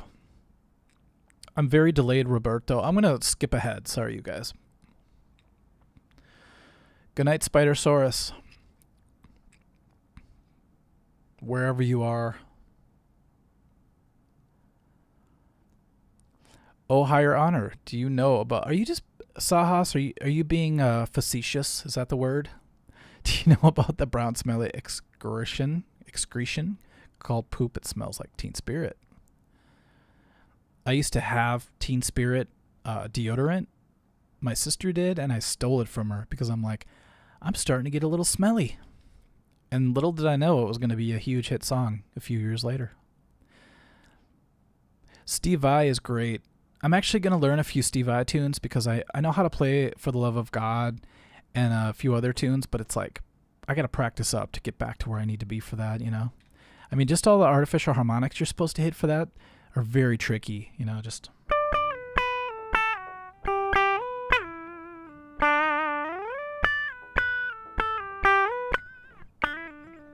That kind of stuff is hard because the harmonics don't always come out the way you want them to, especially if you switch different guitars. So even Steve Vai had a little bit of trouble one time. He did this part, and that kind of thing happened. And I'm like, okay, I feel better. If Steve Vai has some problems, I don't feel so bad anymore. So thank you, Steve. Let's see.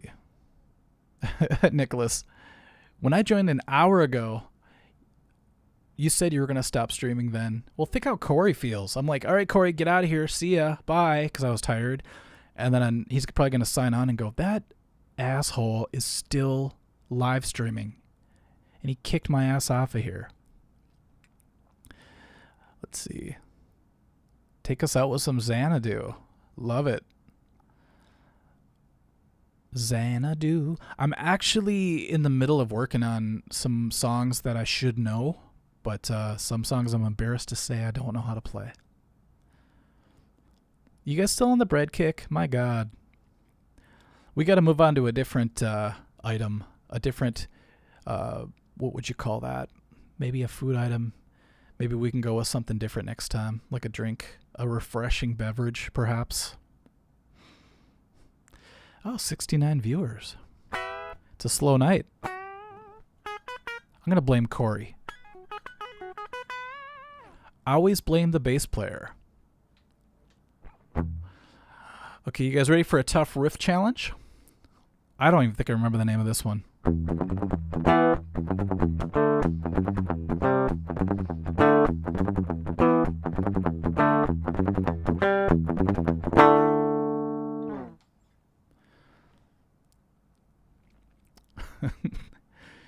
Bread ensemble. Bread doesn't even sound close to war. Fish puns. Is that because I'm half Asian? You're so racist. I'm going to block you right now. You're just so racist. You know what's funny? Is I always feel, because I have friends like that. Not friends, but former friends like that. Well, they'll say like, should you be wearing dreads?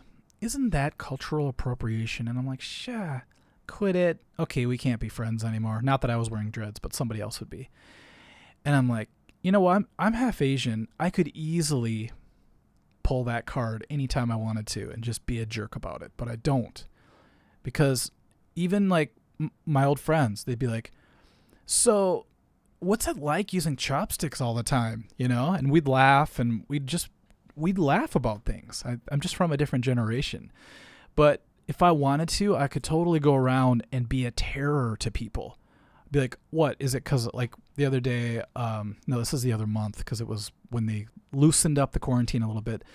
But went out to eat at an Asian place and like, do you want chopsticks?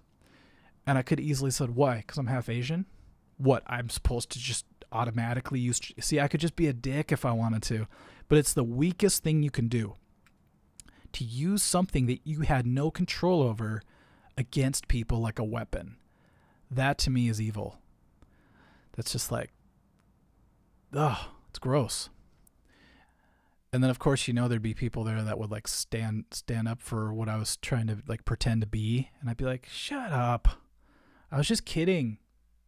Yes, I'll take chopsticks. I'd be like, yes, I'll take chopsticks. And then I would hope everybody would laugh. But a lot of people would be like, oh, I can't laugh about that. But I'm like, you know what? I'm half Asian. I'm laughing at it. I don't see what the problem is here. It's the intent behind it. Now, if the waiter came up and said, you're Asian, get out of my restaurant, you Chinese face, or whatever they would say. Like when I was in elementary school, I got a lot of bad like insults just from looking different because I grew up in a very white neighborhood, you know. And even then, I was just like, they're kind of being dumb, you know. And the lunch lady always took my tray and she'd be like, stay strong, stay strong. And I was like, all right, whatever. And then later on, it turns out I became friends with all of these kids. And some of them wanted to be my friend. And I'm like, screw you. You're being a jerk, you know.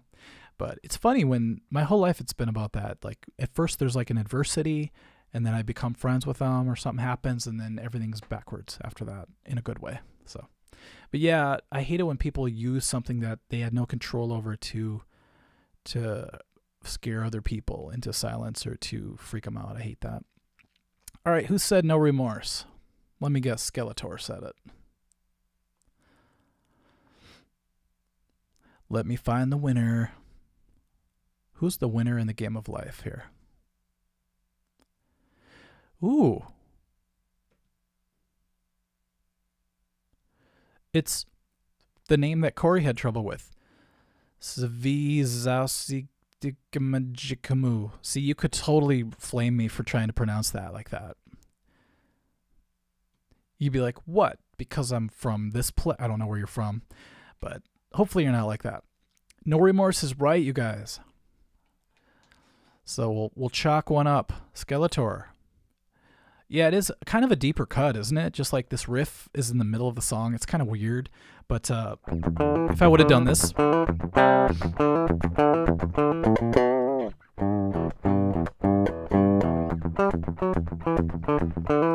It's weird because a lot of people don't remember that riff being in the song.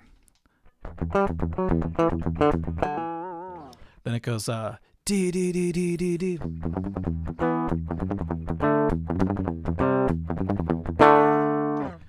I think the solo goes something like.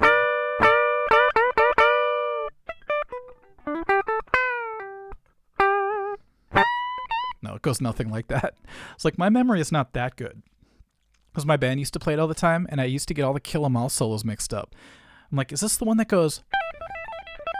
No, that's Seek and Destroy. Is it the one that goes? Or is it the one that goes?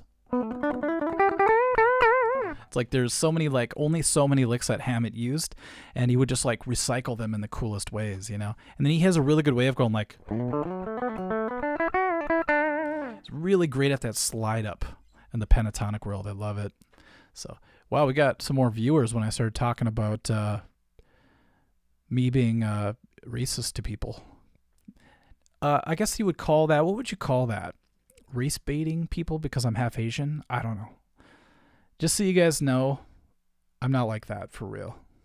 I like to laugh. Like if I could sit down and just joke with somebody, you know, it's a different ethnicity than me, and we could just laugh it off. To me, that's real living, you know? Let's see. Uh-oh, you guys are still trying to make this fish thing happen?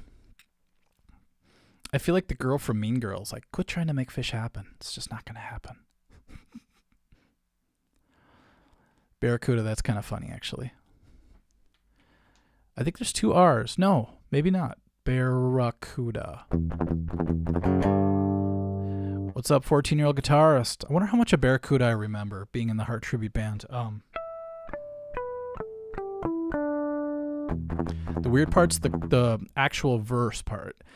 It's kind of like one of those Lars Ulrich moments because it's like an extra beat. 2, 3, 4, 1, 2.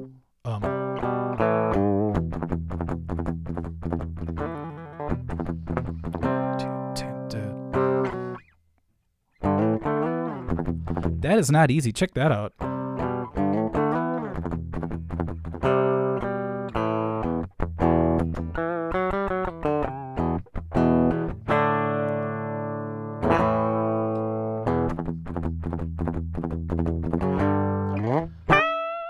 Oh, this is the part that's actually hard. Oh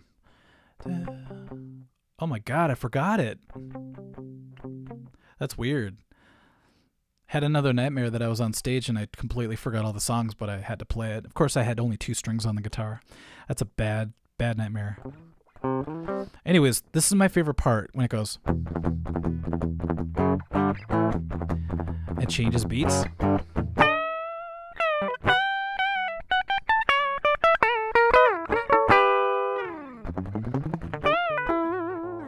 Actually, it's not that. It's not quite there.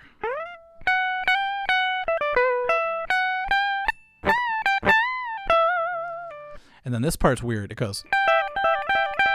I always thought that sounded sloppy, but until I tried to play it, I didn't respect it. Now I'm like, oh crap, that's kind of hard to get it right on time, you know? Let's see. The COD that failed is actually pretty damn good, Skeletor. Hannah, Mean Girls, yes. It's the first time I really first saw, what's her name? The main Mean Girl. And very, very beautiful. And then I saw her in The Notebook, and I'm like, I'm sold. And then I think that's all I've seen of her for a long time. It's got to be hard in Hollywood. You know, you have a couple big movies, then maybe start getting older, and all of a sudden they want to give you mom roles, and you're like, no, I don't want to do that yet. I'm still a hot little vixen. What are you talking about? And the next thing you know, you're doing movies on Netflix, you know? That's what I love about Netflix, even though I canceled. They actually give a second chance to actors and actresses that, I think they call them all actors now, right? That still want to work, but maybe Hollywood cast them aside for some reason. Cast them, that's funny. It's kind of ironic. You can either get cast for a movie or you can get cast aside. So. Let's see. Sahas, are you calling me Higher Honor, or is that a song? Because I'm getting really confused. Please don't call me that, though. It would pleasure me if you care. K-A-R-E, spelt like the news station here in Minnesota. I definitely care. I care for y'all.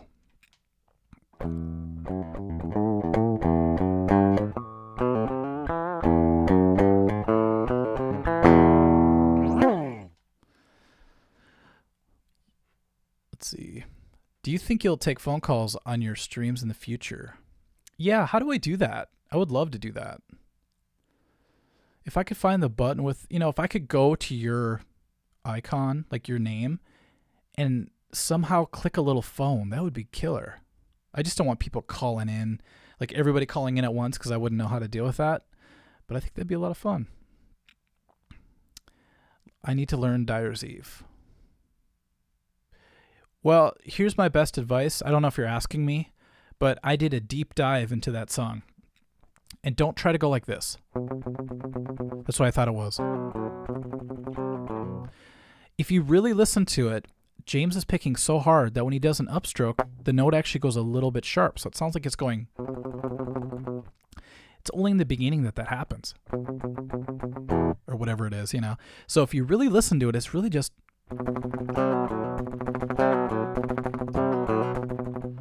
whatever it is after that. So that's after so many nights of just slowing it down, reading articles, finding out that I was wrong in the first place because I thought it was 2-3-2-3. I actually did a riffs video with that in it. And then eventually I learned it's just the second fret. And people are going to fight till the end of time about that, but that's where I am confident that that's what's going on. Sorry. Excuse me. We need Mike as our drummer, singer, rhythm guitarist, bass player. Now, I will just get out one of my synthesizers and like make weird sounds in the background while you guys do your thing. Skeletor's the man, keeping the chat going. Why no distortion today? I don't have distortion? That would be really embarrassing if the whole time I was playing it was actually clean sound. Maybe it is, because I hear distortion. Now you got me paranoid. Let's see. Did it change at all?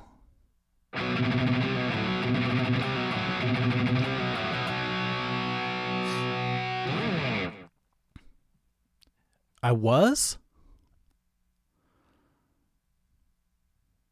That is embarrassing. So anyways, yeah, so if you're like...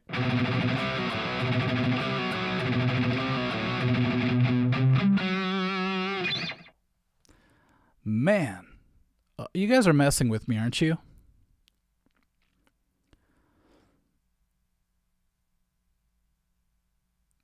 Okay. Because I have a feeling I'm hearing what you guys are hearing. And if I'm not, that'd really suck if I found out the entire time. What?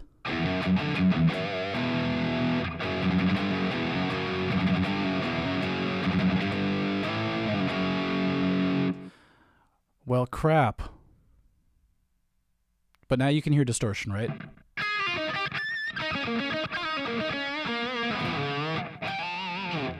Sweet. Well, you guys got to tell me this stuff earlier, okay? That's wild.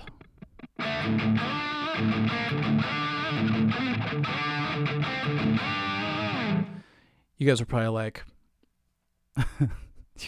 like... wow, this guy sucks. Okay, no remorse. Ready?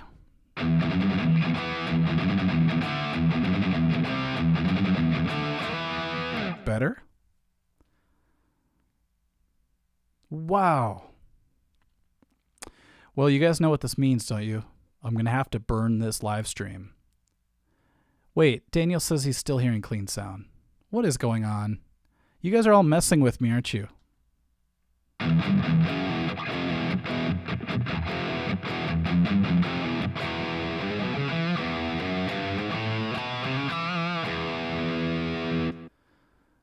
Well, thank you for telling me eventually. My God.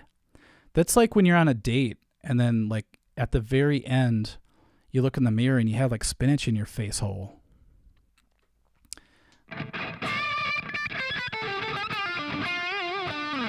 You know what's funny is I want to go back and watch it now and be like, how come they couldn't guess these riffs? Maybe that's the problem. Okay, so I learned a new thing. See, I told you when someone said that I'm the best live streamer, I'm not. I can't even tell what you guys are hearing, I guess. But watch this. This screen right here is where everything went wrong. Because I don't know if you guys can see it. Let me move my big face. Right here, this little red button, I think determines whether or not it's clean or distortion. So I'm going to hit it and you guys tell me, okay? Now it's blue. I still hear distortion, but you guys don't? Is it clean now? Neon 1. I almost do have to start the stream over. But I kind of like that I have these hiccups in my learning, because it's from now on, you could bet your sweet bippy, that's what my dad used to say, that I'm going to have the red button pushed. It's clean now, huh? So if I play like, that's clean. I'm totally hearing metal distortion. Okay. So if I hit this little red button, it's like a distortion pedal, I guess.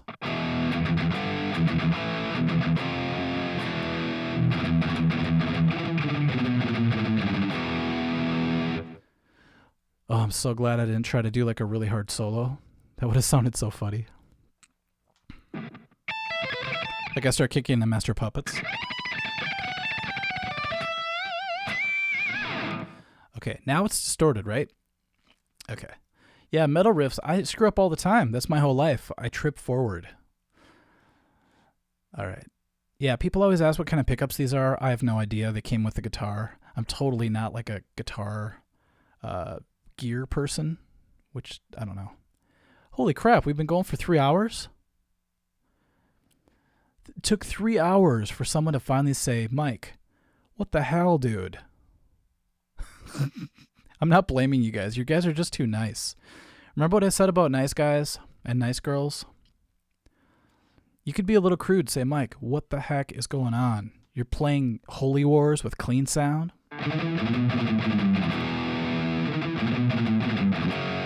At least now it's distorted.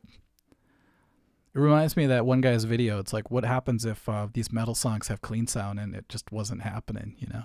So, the SG, Nolan, it's AC/DC color. Actually, he's got darker SGs in this, but it's like a deep red, like a purplish red, which I really like.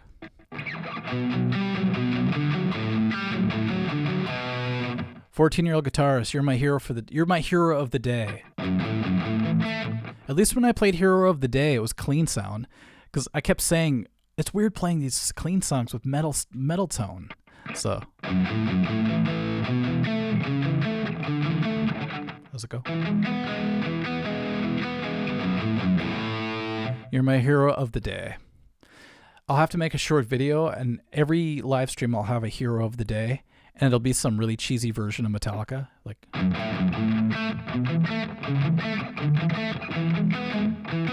hero of the day. Yeah, it probably was a Jared Dines video for sure. Oh my God. It's kind of like one time I played a gig and I actually ended up quitting. I have all these quitting stories today, but I was in a band and we played for 3 hours. And at the end of the show, a guy comes up and goes, dude, we couldn't hear you. And I look over and the microphone wasn't facing my speaker. I'm like, oh, I totally didn't even have, I wasn't coming through the PA system. And I played my ass off. I'm like, nobody told me, you know? So that kind of sucked. I'm like, all right, I got to quit playing live. This is a bummer. So, but here's the good news. War Ensemble. I don't know how it goes. Something like that.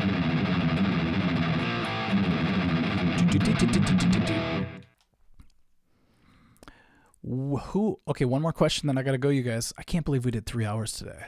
This is like a Joe Rogan podcast. Who would you say is the best YouTube guitarist other than you? Oh, thank you. I don't consider see, I don't want to put myself down, but I also know certain realities. But definitely not me. I would say, that's a tough one. I know way less YouTubers than you guys probably know. But there are a couple guys out there that were recently on some collaboration videos that really impressed me. And I forgot their names, so I'm very sorry. But some really great players out there.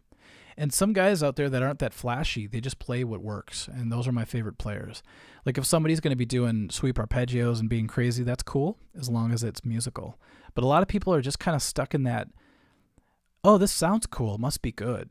But just because it sounds cool doesn't necessarily mean it's musical and I feel something from it. Maybe they do. That's the problem. So, all right, I got to read this. Okay. Mike, I've watched all your Guitar After Hours chats. Just retired, don't even play. Been shopping, though. You're easy to watch, easy to listen to. Oh, you just retired.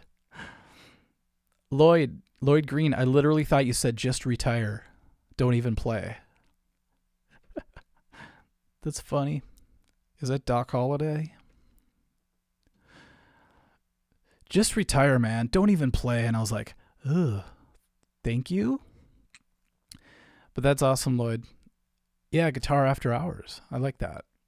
It kind of sounds a little bit pervy, though, doesn't it? Come join me for Guitar After Hours. I will have wine and candlelit petals. That didn't make sense. Candlelit petals on the bed, along with a loaf of bread. There's going to be some loaf of bread on my bed. I'll have a bread bed. Rob Scallion and Samurai Guitarist. Yeah, so what I like about Samurai Guitarist, by the way, I was considering that name when I first started my YouTube channel, is he'll be on a Shred collaboration and he'll have like clean sound. It's like he's not afraid to just do his own thing, you know?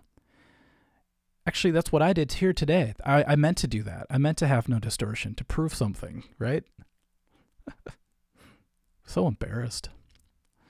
Signal's Music Studio is like watching Art of Guitar. Thank you. I know Signal does some really great stuff. And they go into deep dives, I think, on certain things. And you're just like, oh, I was wrong about that my entire life. Okay, you guys. First of all, can't help. I couldn't let this go, Leo. Can't help but think Music Is Win is the biggest snob ever. Yes, just completely jealous. But he also doesn't play any metal, so. Yeah, Music Is Win. All right, let's move on. Nolan, do you watch Music Is Win? No, I don't. I watched a few, and then somebody contacted me and said, hey, he stole your idea from Smells Like Teen Spirit and never said anything about you. And it was really kind of an honor because a lot of people on his comments section kept mentioning my channel. Like, hey, Art of Guitar just put this out. You got to at least credit him for something, you know? And I didn't care, whatever. You know, maybe we both had the same idea at the same time. But ever since then, there's been like this fake rivalry between us for some reason. I don't feel it, but people will bring it up sometimes. And I'm just like, now you're making something out of totally nothing, you know? So I like anybody on YouTube that respects guitar and that wants to put out content for people to help them, you know? And I know he does funny things too, I think, but yeah, I don't really watch his stuff too much, so. All right. Music Is Win kept calling a Flying V an Explorer. It's because he's probably not a huge Metallica fan. If you grew up watching Metallica, you know what an Explorer is for sure. Okay, Gabe, this is for you then. One last riff challenge. You guys ready? It's going to be one note at a time once again. Now that I have distortion, watch I play a clean song. That'd be funny. All right. 1, 2, 3, 4. That's all you get.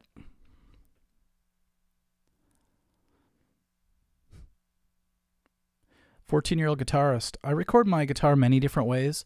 If I use an amp, I'll just throw a 57 microphone on it and maybe a ribbon mic these days I've been using into my UA Apollo interface into Pro Tools. That's how I do it. Sometimes if I just use a plugin, I'll go directly in and I'll use that Ingle amp, which is pretty good sounding. That's what I'm using right now.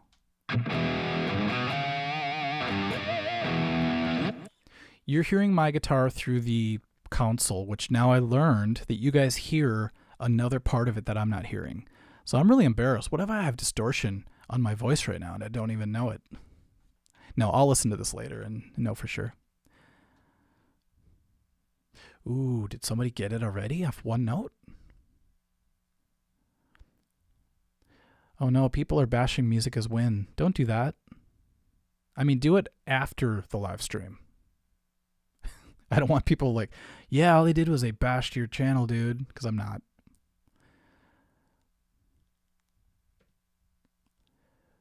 Bernard Soriano, Wasted Years. Steve J, my knees hurt, said Iron Maiden. You know, it's funny. I played that riff or that lick wrong because it came to this point where it was like I was doing all pull-offs. I was like, that's right? Those are the right notes. And then if you really listen, he might be doing pull-offs, but there's a lot more strong picking going on. And it feels clunky to play it that way, but really it's kind of like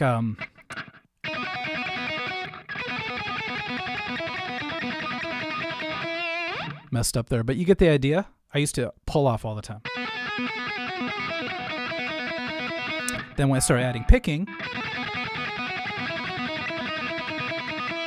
it doesn't sound right with this tone, but you get the idea. It's a little more gritty. It kind of digs in a little bit, so I kind of like that. So that's okay, Skeletor. Can't win them all, man.